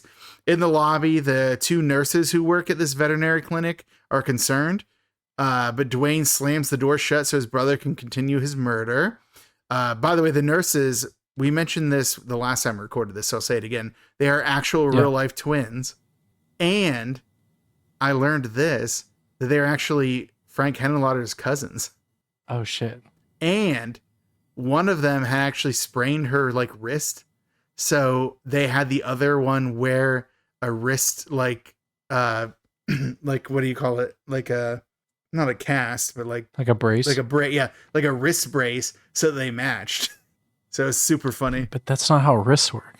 No, but it was just so that they matched, so that they look the same. It's aesthetics. Sure, but if you have a twin and they break their wrist, you don't also break your wrist. Shane, it's for the aesthetic. It's for the aesthetic. It wasn't implying that she actually also... It's so they wouldn't forget which one's which when they're filming. It's because I gather he didn't want to be able to tell them apart to make some kind of, I don't know, maybe statement on twins, on how these two are also twins. I don't know. You overthought it. Near identical twins. You overthought it. You know what I mean? Oh, and yeah. Pud brother and regular brother, twinsies. But I do like that Pud brother thing. I'm warming up to it way more this time around than I did last time. Yeah, I kind of sprung it on you mid filming or recording. Yeah, but this time you gave me plenty of time to sit with it, and I really like it. Dude, what a t-shirt, Pud Brothers. And then so the other thing is the French title for this is Frères de Sang, which is Blood Brothers, which I think is a pretty cool title. But sounds pretty sanguine. Where was I? Oh yeah, the bloody scene continues. As Belial's now behind Cutter's head, continuing his attack. She tries to open a drawer and pull out a scalpel to defend herself. But Belial's actually psyched about this idea. Yeah, he's like, thank you. No, I love that drawer of scalpels. So what, does he knock the scalpel out of her hand and then move her face towards the scalpel drawer? I think. We don't see the aftermath immediately. What we do see is Dwayne pack up his brother and start to run away. The nurses finally get the door open, only to find Cutter now has 5 scalpels stuck in her face. And she's screaming, as you would, presumably dying, as we cut to the hallway where Dwayne is running with the basket. So, boom, they made their escape somehow. I don't know how many hidden hallways they have in this vet office, but apparently enough. Well, so a lot of the old pet hospitals or whatever have those double rooms, or even they might have 3 doors to be able for the vet to go in between them, but also if they're going to put the animal down. Oh, that's sad. And it doesn't have to go back, and then they can get out they don't have to, the people don't have to go back through the main lobby. So they're kind of designed that way. Well, good thing they are. Which honestly, I don't know why they don't do doctors' offices that way, where they're not double-sided doors, so that the doctor can just walk behind, he doesn't have to walk through the main area. I don't know. Well, in any case, this is the first person they didn't cut in half, which is interesting. But no time to think about that. We go back to the Hotel Broslin. Dwayne's heading upstairs with the basket when he's being pursued by Sharon. She is concerned, because she's just been talking to the police who found Needleman's body. Dwayne is at first worried because he thought the police suspected her. But she's like, no, they don't suspect me. They just wanted to question me, and I don't want to be alone right now. And despite how he treated her the previous day, she doesn't want to be with anyone else. So she can fix him. I can fix him. Despite Dwayne's own concerns, he does let her into the room, places the basket on its place on the dresser. And then, Sharon reiterates that she's been thinking about Dwayne all day. It's like, whoa, hold on. You've been being questioned by the cops all day. Gross. But anyways, the two start making out and they go to the bed and continue to make out there. Oh no, Shane, things are starting to get super sexy. I hope that who loves that? We're definitely not a screaming pud brother. So Dwayne sits up and makes a very pointed boob grab. Sharon's on board. She's like, yes, take me, Dwayne, or something like that. At which point, wham! Belial pops out of the basket and just starts screaming, and the way he screams, real aphrodisiac. That hey, you know what's Pud funny? Brother scream. I just thought about this. So he voiced the screaming. So when they filmed, was he just screaming near her on the bed? I have to imagine it was done like voiceover. Post. Yeah, like because I will say what I will about like some of the quality of some of the films that Frank Candelado does. He definitely understands how to do sound. He's pretty good at it. Sure does. But oh yeah, where was I? He popped out of the basket. Oh yeah, like Sharon, obviously alarmed, tells Dwayne to let her up and let her go. But Dwayne continues to hold her down, just staring at Belial intently for some reason. Now, I thought this was weird and creepy. He's just staring at Belial while holding Sharon down while Belial's freaking out. But I don't know if you remember this last time. You pointed out that maybe it's because Belial's communicating with him telepathically and telling him some really messed up stuff. I think so. I agree with you. I think it's a really good read of that scene. There's probably something going on Belial's end that's making like Dwayne be like, oh, hell no. And we gather that because like Dwayne, wraps Sharon in a sheet, picks her up, takes her out the door and just like throws her to the ground and slams the door behind her. Yeah, he like chucks her in the hallway. Yeah, just like throws her out. Sharon is knocking on the door, trying to get Dwayne to let her in and talk to her. She can fix him. Yeah, it's like, what do you mean, Sharon? You just wanted out, now you want back in? Make up your mind. And he yells that it'll never work, and he stuffs Belial back into the basket, yelling, damn you, to him, and then he breaks down crying, and then Sharon, like, runs out of the building, and then she does what, like, one last Dwayne on the last stair landing, like, right near the lobby, so everyone else can look and be like, what? Dwayne? It's very cool how she just yells Dwayne as she's running out. We get another establishing shot of the Hotel Broslin, which is weird because we've already had no reason to think we're leaving. But it's clearly later. Dwayne is asleep on the bed. Belial emerges from his basket and does a little plop onto the floor, giving us an ample opportunity for some more stop motion animation while he moves around down there. And then Belial's eyes start to glow, and we don't really know why. My guess is that he's reading Dwayne's mind and that he's using like his psychic abilities to like get deep in there, and that's why his eyes glow. He also raises a hand towards Dwayne's face, and then he stops short of touching him. I was wondering if he was about to like kill Dwayne, but then decided not to. Either way, I think your read is good. Like he's actually using his telepathic powers to like do something. Yeah. So he like sits there and like, stares at Dwayne, breathes heavily as he does. And then, boom, Belial turns towards the open window, and then, his eyes start glowing again. And then he jumps up onto the windowsill and starts to scream into the night, which surprisingly doesn't wake up Dwayne, despite it being right next to him. But then we get a nice little cut to Dwayne in the bed as he's tossing and turning, and he's having a dream about himself running naked down the streets of New York, like on the sidewalks. So it's a pretty interesting sequence of him just running naked through New York. And fun fact about that sequence is they did that without a permit. They had a heated van, checked the sidewalk for the duration of the block, had Dwayne get out and run naked down the sidewalk and get into the van at the end of the block. They actually filmed it.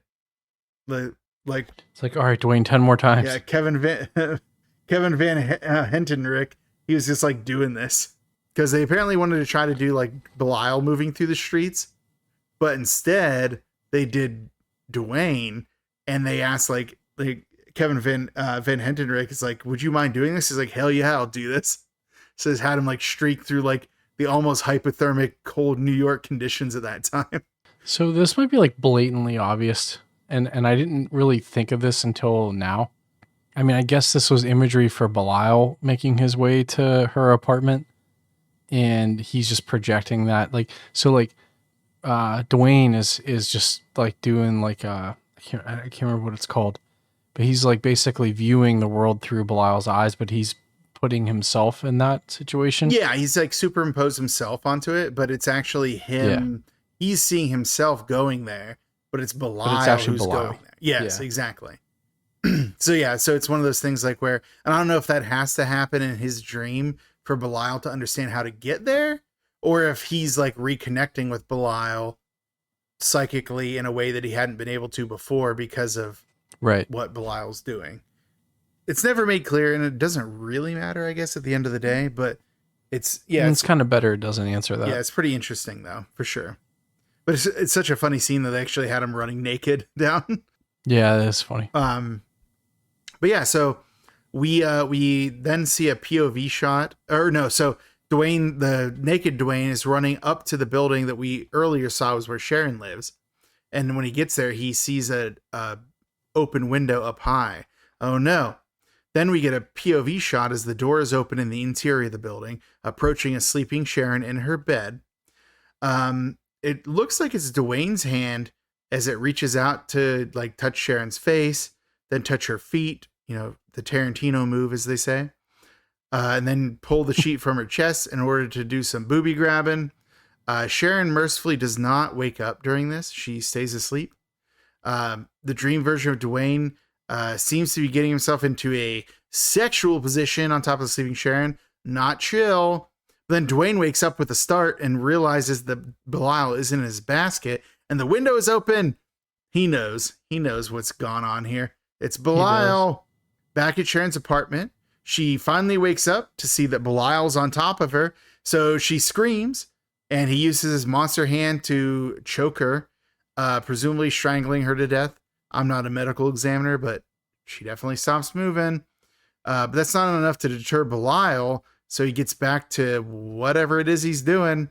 Then we find Dwayne as he enters Sharon's apartment, and Belial's on top of her now bloody corpse, writhing around a bit. Not sure what he's doing because, as I said before, I don't think / I hope he doesn't have a wiener. He pulls Belial off of her, and there's just like blood dripping off his bottom because like there's blood everywhere. So this is the scene that we were talking about earlier. Yeah, this is the scene that like the crew walked off during, because it seems like Belial definitely was up to no good there and made a bloody mess about it. Not a chill thing to do. Yeah. So yeah, the crew walked off, but they still somehow got the shot, I guess. But yeah, like after stuffing Belial back into the basket, Dwayne's running back to the hotel. He's yelling at Belial about how she wasn't one of them. She didn't deserve to die. And then, he should have a chance to be with the girl, even if Belial can't, and how Belial might kill any girl that he finds himself liking from now on.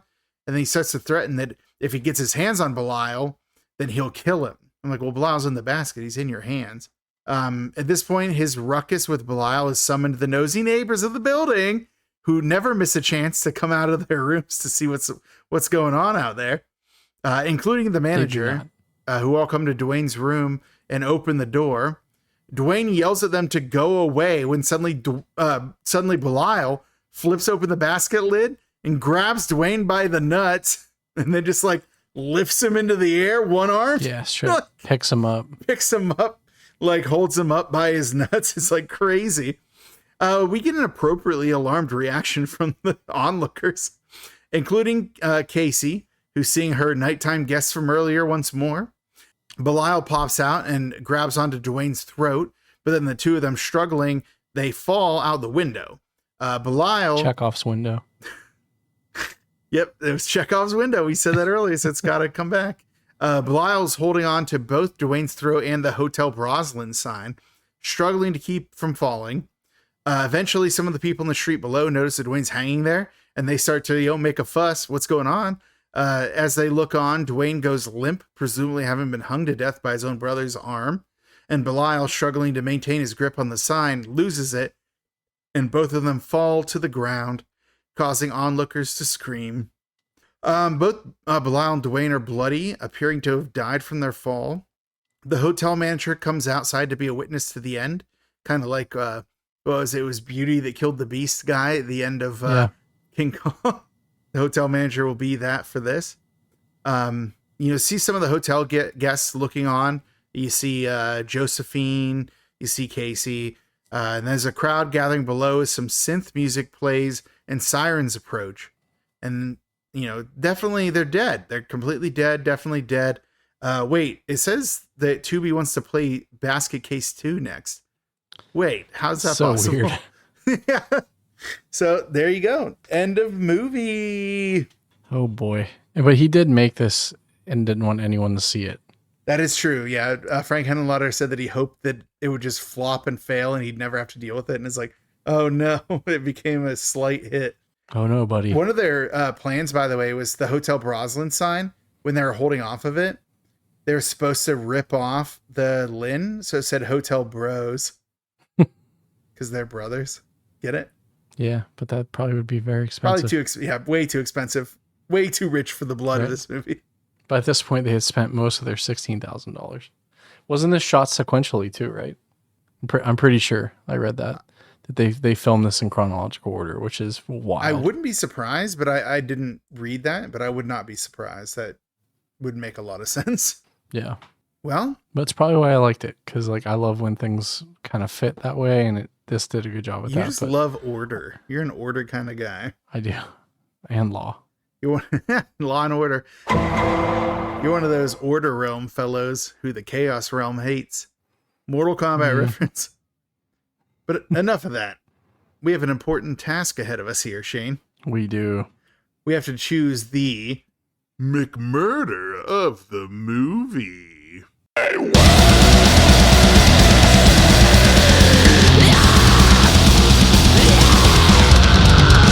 Are you impressed that I didn't forget about the McMurder of the movie this time? I know I am. I don't know where we're going to go with this, because last time we came to a consensus, but I don't know if we want to do it again for Pomp or if we're just going to do it. Like, hey, this is it. Because I know mine and I'm sticking to it. Oh, yeah, it's definitely Sharon, right? Yeah, sure. No way, man. This is what I said last time. The Home Alone buzzsaw kill is top notch. Yeah, the Home Alone children construct a buzzsaw to murder their evil dad thing. It's pretty rad. Like, no doubt about it. It is. And I think now thinking about this, they kind of imply that Belial built the buzzsaw, which I think is cooler. I mean, obviously there's no way he could have, I guess. I mean, I don't know. I shouldn't say that. But ableist to me, I think the dad, well, I mean, he just was brought out of a trash can. So well, yeah, that's true. But no, I agree. I do want to give a shout out to Dr. Cutter getting that fight, where he's getting her face into the drawer with all the scalpels, and we see later it's he stabbed all those scalpels into her face. I do love the scalpel kill, but yeah, I would say that the dad getting the Home Alone buzzsaw trap thing done. Yep. And then the fact that buzzsaw that they used for that was actually a prop in the Hellfire Club in New York for years afterwards, until it was finally stolen by somebody. Oh, geez. Yeah, so it was definitely a part of a legacy of this film. So yeah, I'm cool with Dwayne's dad getting buzzsawed. It's hey babe, you want to fuck on the buzzsaw? Well, it's sure. I have to assume it wasn't in the intercourse range, but you never know. I certainly don't and can't now. Hey, if you stole that buzzsaw, give it back. We need to know. We need to know where it was. Or does that club even exist anymore? I don't even know. It's probably David Copperfield took it. Oh no. Yeah. Anywho, yeah, that was McMurder the movie. It certainly was. So next up, I guess we'll have to do the Judgment categories.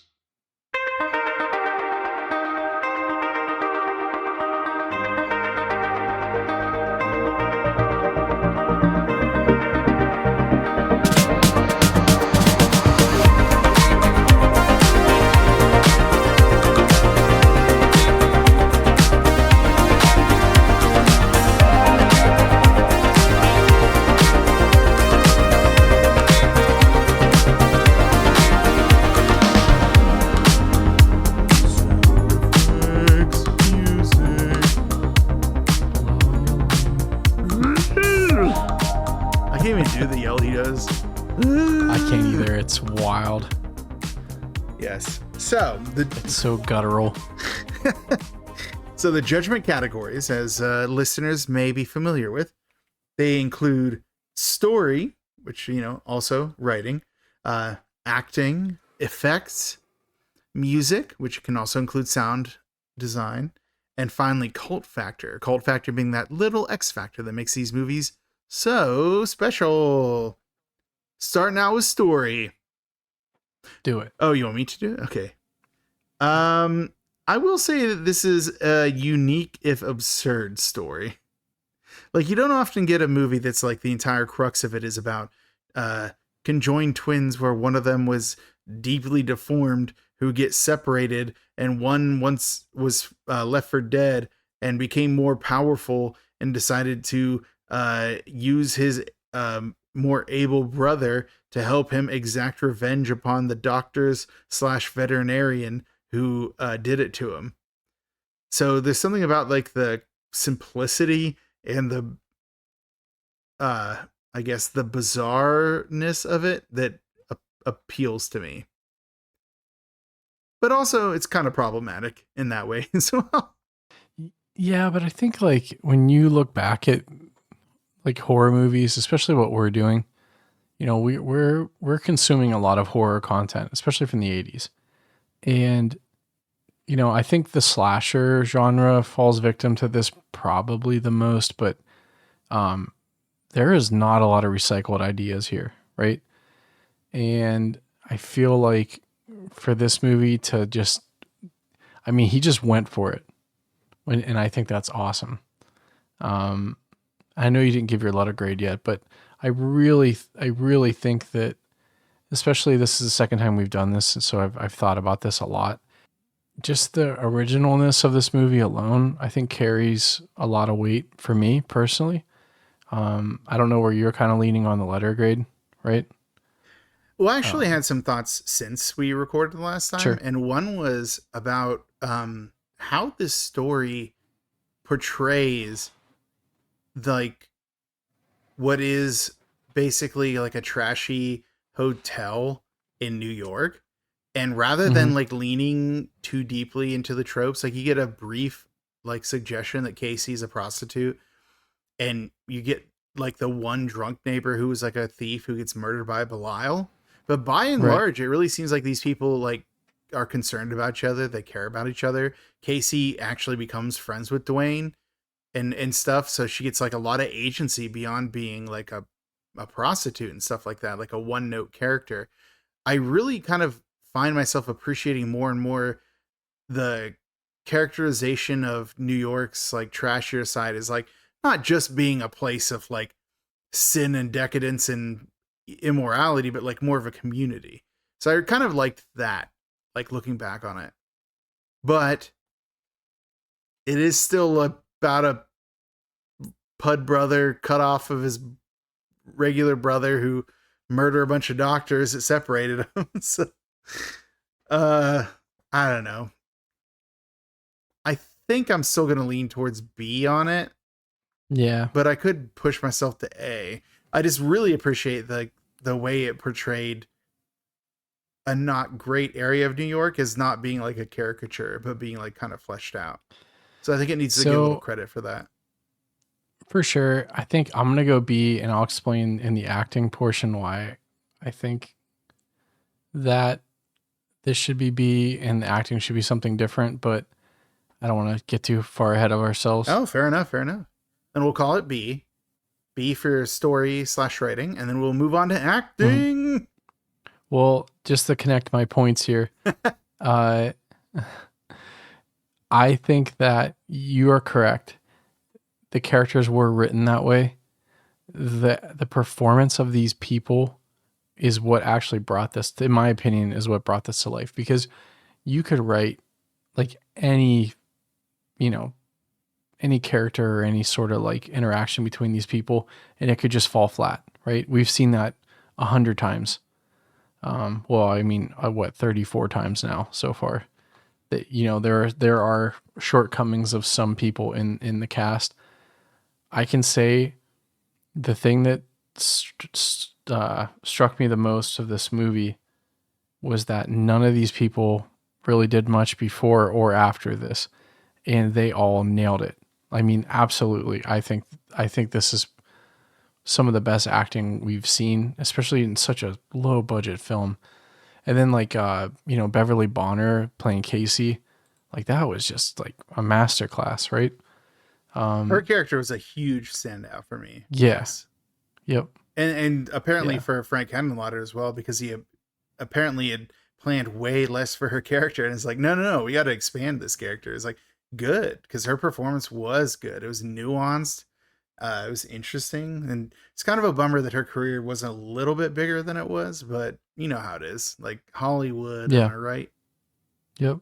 But yeah, even like Robert Vogel, like the sorry to step on you, but like no, you're fine. The hotel manager, like he's just like first of all, when's this dude get a break? Second of all, like, yeah, he's just like constantly like, I'm so done with this, but he's like also like always there to help his like client, like the people who work there or people who are staying there. It's like, I'll go and help, but I'm gonna complain the whole time. Like he's such a funny character. But he's also the first one through the door when something's going on either. So like he's got levels. And like, the bigger characters like, Kevin Van Hentenryck, like he's good. He like does it well. He plays like the innocent, maybe good, maybe bad brother really well and stuff like that. And when he starts to feel like that Belial's getting out of his control, we start to feel it in a way. And he like really helps us feel like that, like they'll get some pathos from him in that regard.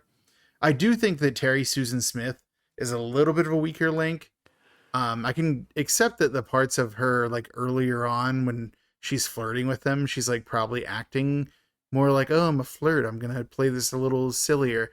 But like throughout the movie, I feel like she never really got beyond that, which is kind of a bummer because Sharon as a character could have been a little bit more nuanced. And then obviously, sorry, go ahead.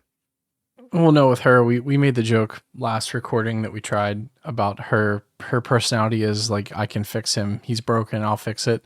And I hate that trope. It's so played out. and I think she kind of didn't, you're right. I don't think she evolved past that point. Yeah. I'm trying to think if there's any other standouts for me. Like, I think O'Donovan was appropriately, problematic. As like the thieving neighbor. I honestly think though, like by and large for such a small, like, series of credits for this cast, like I enjoyed Dr. Cutter. I thought Dr. Needleman was interesting. I did say that, Dr. Lifflander is a bit of a weaker link for me. But at the same time, like that's forgivable. I think that I'm leaning towards A for acting. I would agree with you. And like with the Liftlander stuff, like it was in the beginning and he didn't last long. Yeah, so like for me, right. So I just feel like they really nailed the casting for this. And, as we're talking, I'm thinking about this, I'm like, okay, this could have been really good direction. Cause like, you said something about like the hotel manager, the super, and and it kind of like came to me. I'm like, these characters seem like they were written and were based off of real life people. Like I could see him, Frank or whatever, living in one of these hotels and one of his neighbors was a prostitute. Maybe there was that kind of, grifty kind of drunk, maybe there was the nosy lady that like kept talking to you, wouldn't leave you alone. At all points, I felt like all of these characters were real, right? And that's hard to accomplish, especially in a movie like this. So Yeah, it's definitely a layer of verisimilitude to it that makes it feel more natural than your usual kind of like exploitation, like B movie or whatever. Like it feels like it's a lot more to it than that. yeah, I don't know. Should we retcon the story to A? Because like now that I think about it more, like I don't know. That was what I was thinking about crazy. this story, about like all those different Yeah. characters in the building. Like it felt so natural. Or is it writing? Well, we put story and writing together, so they're Yeah, you're both right. there. You're right. But no, I still think that the murderous conjoined brother thing kind of drags it down. Like the good stuff is like the stuff in the city. The bad stuff is the stuff with the sexually Sure, you're aggressive pud brother. Like, No, you're right. so I think story's still fair at B, but I do think that it's Okay. right to call out that if there's a lot of like, it feels very natural the way that he portrayed the characters in the hotel, which I think is part of what helps it hold up so well. Yeah. But yeah, so we said A for acting though. Yep. Perfect. Next up, effects. Oof. Oof. We were torn on this one last time, right? We were kind of both wishy-washy on it. Well, there's a huge 800-pound elephant in the room. Wait, no, it's 800-pound gorilla in the room, or yeah. elephant in the room. Either way, there's something in Elephant the there. room and we didn't like it. Stop motion. It's stop motion. It's the stop motion. Yeah. It was so bad. It was rough. And I wasn't as hard on it originally.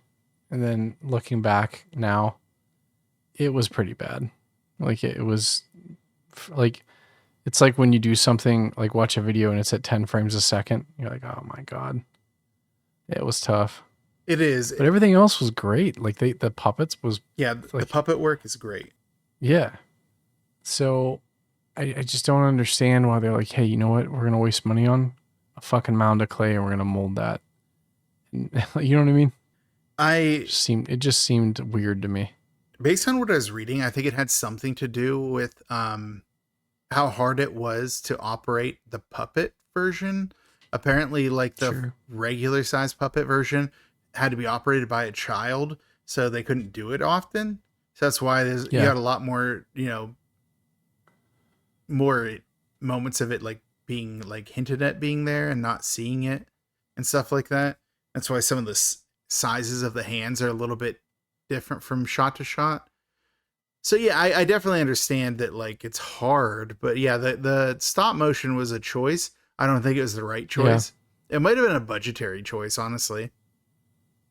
Because like, let's be real, this dude's just like a little geodude, like a little flesh geodude who can't float. So they're just like, we'll just make one out of plastic and it'll be fine. It's like, it won't be fine, but it'll be serviceable, I guess. Well, so like they even do this earlier in the movie where they do a first person where you see his hand or you see him like a silhouette or something. I feel like they could have done that with that hotel scene where maybe it's just them kind of walking around smashing stuff with the hand. That could have been too campy. I don't know. I've thought about that a lot. Like, why wouldn't they just do, they like do off like side shots and there's other like tricks they were using to hide Bilal earlier. I don't know why they didn't go back to that again. Or even like another thing that would have been cool is they were doing the whole like astral projection kind of crap that they were doing. Like if they could have made him trash the hotel room, but it was actually Belial. And then you saw it through the eyes of Dwayne. I think that would have been cool. So I was pretty mad that there were a lot of options for them with the stop motion and they just chose to do bad stop motion. Because you look at that and you're like, okay, this isn't good. Right? Like they watched this and they're like, I wonder if they're like, oh shit, we probably should have dialed that back a bit. I don't know.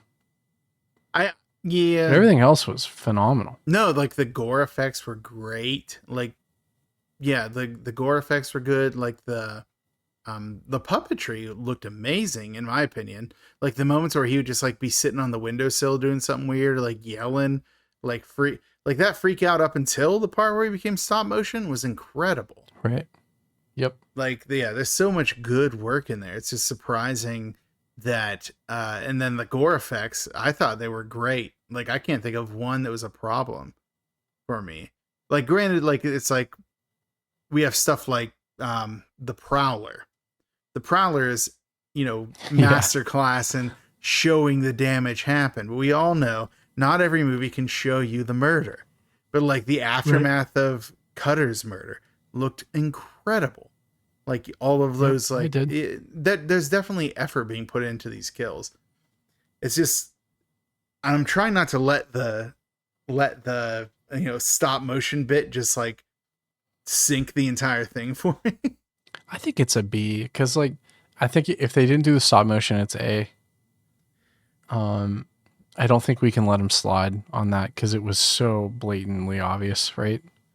I'm inclined to agree. Yeah, I think B is fair. B for basket. Yep. But yeah, no, I'm inclined to agree because it was so unnecessary and it was so bad. And even for that era, it was bad. Like we've seen better stop motion from like Ray Harryhausen like well before this. So Star Wars. Well, I wasn't going for the Star Wars, but yeah, Star Wars was before. No, but I mean right. But there was this time frame, this era, sorry, like these 3 or 4 years, there was a lot of stop motion being done. Well, yeah, even before it, like. Oh, sure. Yep. But yeah. So no, I agree. I would say that, thinking like 1 year before this, like Clash of the Titans came out. But there you go. Yeah. Perfect example. No, it definitely was. And granted, this is a way lower budget production. For sure. So in that regard, I give them, that's why they're getting a B and not like a C, because like they definitely put the work in. But I feel like they should have leaned into their strengths and not allowed their weaknesses to take over a bit. So if they just lean into the puppetry, we would have probably been fine. So that puppetry was rad. That puppetry was good. Belial, that little weird blobby boy up in there. All right, well, we'll say B for effects. Next up, though, is music, which can include sound design. This was interesting last time, too. Do you want to kick it off? I found the music unremarkable and often unnoticeable. Like, there's a few instances of, like, some fun tones or fun, like, synth lines and stuff like that. But my God, the sound design in this is so good. It's probably the first time in any movie we've ever done where the sound just took me away. Like from the mixing of like Belial's voice, like knowing that it's, Kevin Van Hendrick's voice, like, and then also like when they were getting separated as kids and like the flesh sounds, like the amount of like effort that they put into like making the sound of things happen was amazing. And also, fun fact, Frank Henenlotter has gone on record as saying that if you saw a woman walking in high heels in the movie, that was actually him, because he like replaced that like sound work with his own to make it sound better in the scene. So like there's definitely a lot of passion that went to the sound effects, and I think it shows. The music is unremarkable, but this is one of the times I think the sound actually, like the sound design actually takes like precedence over the music itself. Yeah, I agree. The Foley work here was phenomenal. And I said this last time, the ability for them to capture accurately and mix the sound from people talking, which was a problem in this time frame. People fucked that up a lot, and even earlier, I think is something to be kind of praised. That there's no point where you're turning the TV up or down I didn't need subtitles. I kept them on just so if there were any issues I could bring it up. But a lot of times I struggle with some of these movies because the music's really loud or the sound effects are really loud, and then the actors, you can barely hear them. Like Shopping Mall is a perfect example where you kind of have to turn it up to hear, and then they start screaming, and then like your neighbors are gonna call the cops on you. Screaming. Yeah, like, Jesus, she could shatter windows. You know what I mean though? But it's crazy what they were able to do with $16,000. I mean, it's kudos to them. So I don't know where you want to go with the sound because I'm gonna go A. I felt the music. Like the A fine. was bad, or the music. The A was bad. The music was. It was bad. Bad A. Bad A though. A minus. No, we can't do that. We can't get that granular here. No. But no. but like, the music wasn't bad. It just wasn't remarkable. So for me, that's Right. a C. So it can be easily drug up from there. And for me, the design, the sound design was so good. Like the work they put into that is so good and so like crisp, even as old as that movie is. Like I really think that takes the cake. Like the few instances the music like stood out was good. Like, oh, like there's a synth line, there's like some tones, there's something like to help increase the tension, and then from there it just goes back to just like being a movie. So I don't know. I think that A is fair. I agree. I like it. We did A. A for the music / sound design. Well, Shane, that brings us to our final category. Judgment category, that is. Which is cult factor. I mean, come on. Come on. The dude lives in a basket. He's a real case, isn't he? Yeah. I mean, I think I'm going to say A. Yeah, for sure. I remember I went to it kind of hating it, and then I was rewatching it today while I was doing my work, and I was like, this movie's actually pretty good. Like, I'm kind of enjoying myself right now. You do have to be in the right mindset because, and this is something I probably should have said earlier, but I normally bitch about pacing in movies, and I did say this when we tried to record last time. This movie was paced so well. They did such a great job at giving you action, pulling you back into exposition and kind of like you trying to figure out what's going on, back into action, pulling you back out, putting you back in. And we'll get more into this probably in the D roll, but I absolutely cannot believe that they were able to pull this off, or Frank did or whatever. Yeah, I think A, you have to. Yeah, I'm inclined to agree. Like, it has some problematic elements, and no one's denying those exist. But I really feel like as an artifact for what it is and what it did, it's so important too. Like, I don't know, like Frank Henenlotter hasn't had the like most storied career, but this version of what he's doing with New York at that time and with exploitation cinema at that time is so like, I don't know, it's so much more expressive. Like it actually has something going on that feels like you can glom onto it, as opposed to some of like the dirtier, filthier things. Like the things that like, when we talk about the D roll, go like deeper to that like trash dimension. Like this one, he does some trash stuff. Obviously, he made his crew walk off at one point, but he keeps the movie pretty focused on being an artifact of what it is. And I really like that. I respect that. So yeah, I would say A for cult factor for me. Cool. Well, I think the next thing we have to talk about is Dwayne. No, I'm just kidding. We're talking about D for Dwayne roll. It's the D roll.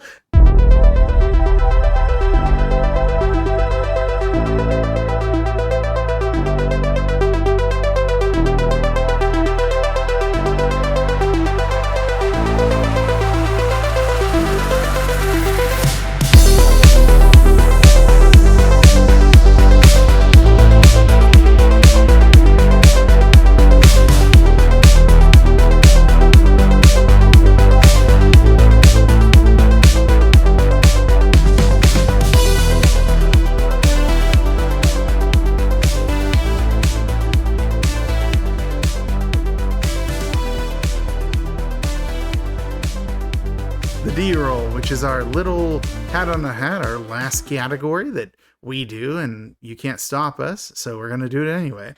The D-roll is a category that has 4 categories we slot the film into, which are cult classic, B-movie, grindhouse, or trash. Which hopefully we never show you trash, but you know, we got to get them views on YouTube or whatever. Yeah, we need to clickbait. Got to clickbait. Got to do some trash eventually. Sell out our principles and everything. Oh, do you want me to start? No, I just, yeah. You just wanted to let that moment breathe for a bit? Yeah, I did a little bit. Yeah, a little bit. I mean, this is the perfect B movie that just outpunches its weight class. So I think it's a cult classic. I'm inclined to agree.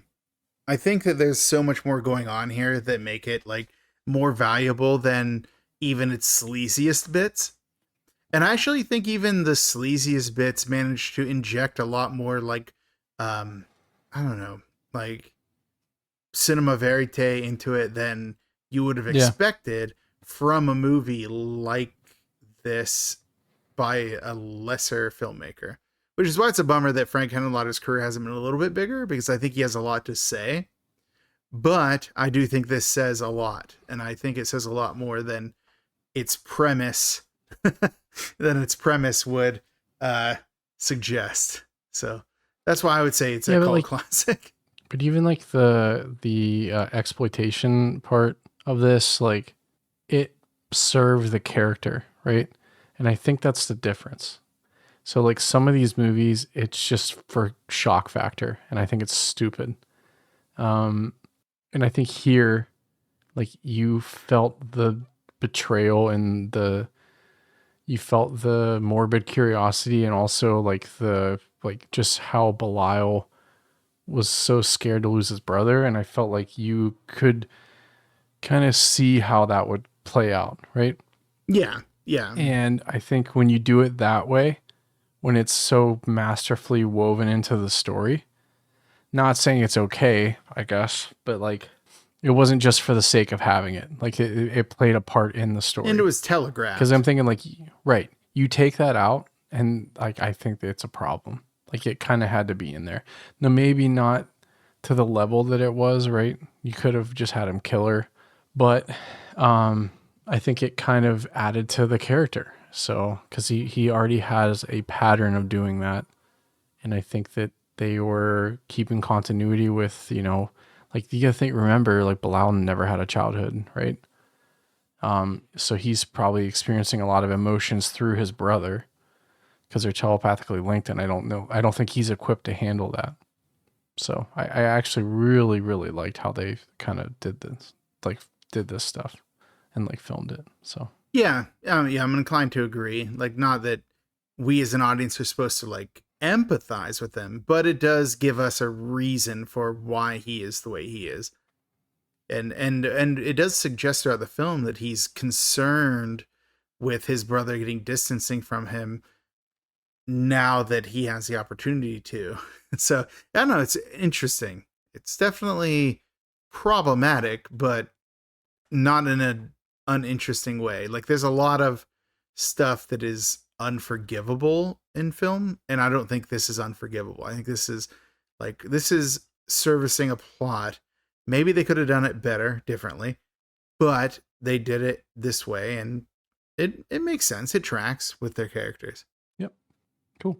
So you're gonna say cult classic too? I think so. Yeah, it has to be.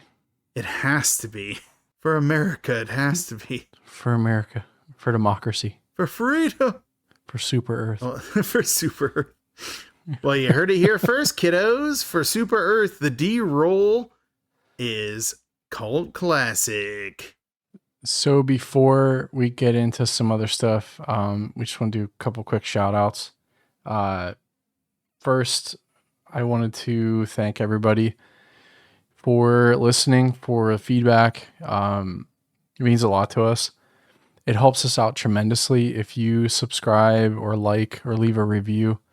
It puts us in the algorithm. It also helps us kind of know that, hey, we're doing the right stuff. You know, we try different things occasionally, and based off of how many people listen to it, we kind of make decisions. So any feedback is welcomed, even negative feedback. And yeah, we picked up some new followers on Instagram. You can find us at the Dark Side Drive-In. We're on Facebook at the same name. We're also on Twitter. I post the episodes there. Twitter's been a dumpster fire, so I try to stay away from it. You mean X? Especially with X. Yeah, thank you. Especially with everything coming up in the next couple months. So I'll probably stay away from Twitter. I'll still post episodes, but I don't try to interact much there. Dude, Twitter fucking never mind. Yeah, it's pretty rough right now. Twitter making me like every time I clicked on it the other night, and it has to be that damn Trump Elon Musk interview, and it's at the top of your feed and you can't get rid of it. It's like, what kind of hellscape are we living in where I can't just like dismiss that? It's just there forever. So I have to listen to some. It's like when Apple put. Sorry, good. No, I just have to listen to some dipshit get interviewed by some other like more egotistical dipshit, or vice versa. I don't know, which way do you want to go with it? Yeah, and it's also like when Apple forced U2 on your phone without you having any sort of choice. Same situation. So, yeah. I don't know if you want to do the Rebel Revolver shout out. I do. Thank you. Yeah, so thank you to Rebel Revolver for our theme song. It rules, and these guys rule too. Kind of bummed that our last episode, or this episode, when we originally planned it, was supposed to come out before they had a show at a, music festival event and in the Pittsburgh area. But they do have some stuff going on that you should check out. I know that they were guests on the Build the Scene Radio. There's a video podcast called Pennsylvania Rock Show, I believe, that is like a visual podcast that they were a part of. My understanding is that it is pretty interesting, so check it out. I think it's called Pennsylvania Rock Show is the name of the show, and then Build the Scene Radio is like the channel or like the site that it was on. So yeah, the band was on there. They got interviewed. It was pretty cool. And I do believe they have a show coming up in Bellevue, coming up here in August, but you might want to check their socials to get the details on that, because I don't have the details just yet. It'd be super funny if the details are already out. I just can't check Facebook while I'm recording this, and then they have posted all the details, and I'm going to look like the dumbest kid in school. Well, they're pretty active on socials, so like even if because sometimes they'll get new shows just added in like kind of last second. Yeah. So yeah, check out Rebel Revolver on Facebook, on Instagram. They obviously on Spotify is where the music is. If you want to actually listen to the music, that's also cool. But yeah, check out shit. Have a new album. It's great. They did, they released their album. It's really, really, really good. But yeah, definitely check out their socials and every major social media thing, and I'm sure you'll find something out. Yeah, and then drummer of the band PC Rowley published a book called It All Comes Out in the Wash. It is available on, I think, pretty much most book things. I think Kindle, Amazon, all that stuff. Half of the proceeds go to the Pittsburgh Humane Society. So if you want to help a good cause and help out a good friend, definitely give it a look. I think it's audio form now too, right? Or no? No, I think I want it to be audio. You were talking about how because it's on Kindle, it's on Kindle Unlimited. Yeah, and you said that on Kindle it can read it to you, is what you were saying. Yeah, that's it. So, yeah, thank you. Yeah, yep, yeah. So, definitely give it a look. It's a little compilation of like essays, poems, stuff like that. So, yeah, definitely give that a look. And but Steph, if you were a bright-eyed, bushy-tailed audience member, if you're staying peeled all day, you're taking your time, you're like, what is going to be next at the Dark Side Drive-In? What do you think? What do we got coming down? Oh, is this on the shoot? Is this you trying to like softball me away to say what our next movie is? Perhaps. Well, sir, Nothing gets past you. we're finally going to do that movie that has left Tubi once or twice before, and I was sad about it. We're going to do The Lair of the White Worm from 1988. Once, twice, Yeah, 3 times a white worm. directed by Ken Russell. It has Hugh Grant. It has Peter Capaldi, one of the Doctor Whoms. Doctor Whom? Doctor Where? It's a interesting adaptation of a lesser Bram Stoker book. So it's not even like just some guy's idea. No. There's some literature back in this bad boy. But yeah, so Lair of the White Worm, it is available on Tubi. According to what I'm seeing here, it's on Apple TV. It's on Fandango at Home, Plex, Roku channel. It says Verizon and Xfinity Stream. I don't know how much I trust those. It says YouTube and it says Amazon. Again, I don't know if I trust those. Those might be for purchase. But definitely on Tubi for now.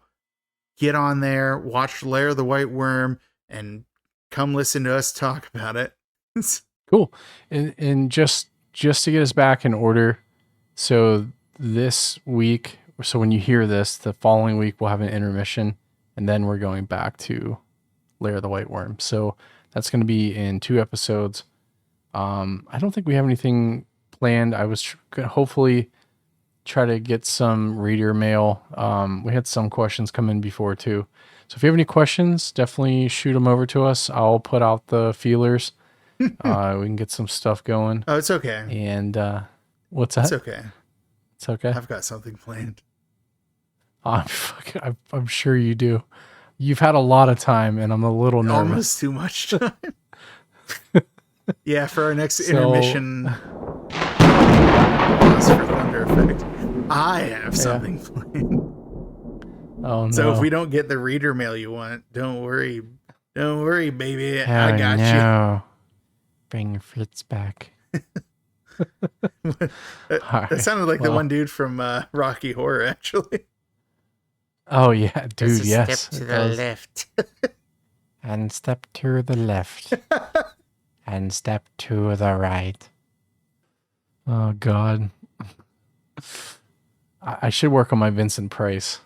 Ooh, that's a hard one though. That's a really hard one to do. I don't have a list. I don't have the lisp like that. He has that. Like, it's so hard. Yeah. It's like Mel Blanc, like all the Looney Tunes characters. That's why they're so hard to impersonate, because he had that slight speech impediment that it's really hard to imitate that while you're imitating another character. Yeah. His lisp is really weird. It's like, it's Vincent Price. It's like it comes at the beginning of the syllable instead of the end of it, which is really interesting and unexpected. Yeah, he's got a really long draw, and it's like he has like a really deep, high pitched voice. It's very strange. How he does.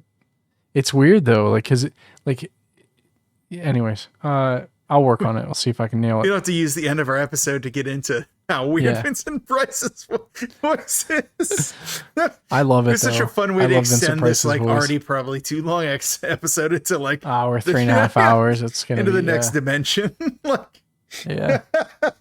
Well, on that note, thank you for tuning in to the Dark Side Drive-In, and I hope you all stay peeled to our socials.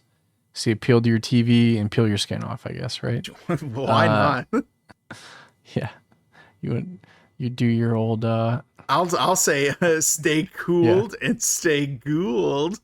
I love it. Pulls out, ghouls out, folks. It's still it's summer. Still summer, baby. Pulls out, ghouls out. What did I say? What was it? Hot ghoul summer. What did I say? Did you say hot ghoul summer? Because that makes sense. I think it was something like that. Yeah, hot ghoul Unless summer. It's like lukewarm ghoul summer because it's really hot, so it makes their corpses kind of warm.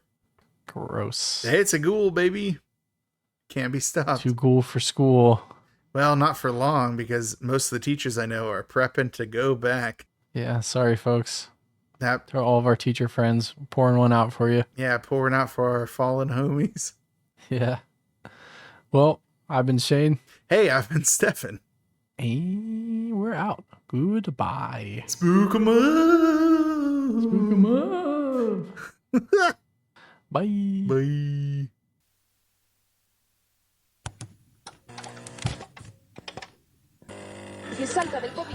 He thought he was in control. How wrong he was. Come to the dark side, drive-in. It's the dark side, drive-in. Come to the dark side, drive-in. It's the dark side, drive-in movie club. From Dynamics Media comes a horror cyclopedia, watching movies from the gates of hell, covers ripped from a blockbuster shelf. Officer Bosch is the only good cop, Jugs and the stuff just can't be stopped. Things get hairy and the werewolf's there, turn the corner and the prowler is there. It's the dark side, drive-in. It's the dark side, drive-in. Come to the dark side, drive-in. It's the dark side, drive-in movie club. Shane's the one who runs the show. He produces and keeps the flow. The Savini of the ones and twos. Only Jack Cordell has bigger shoes. Steffan does the bulk of the research. His descriptions just can't be besmirched. Lots of synopses are the top of lore. Just like Lamson, you'll be begging for more. It's the dark side, drive-in. It's the dark side, drive-in. Come to the dark side, drive-in. It's the dark side, drive-in movie club. From the deepest corner of the darkest universe, two brave hosts battle through nameless hordes of ghoulish monsters most foul, all to bring you the eternal glory of the Dark Side Drive-In.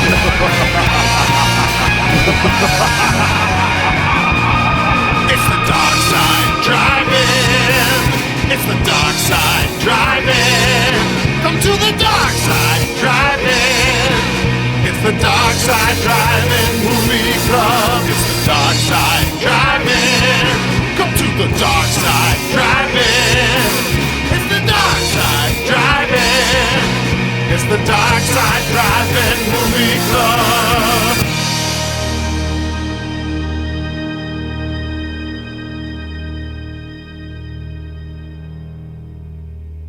Thank you. Have a nice day.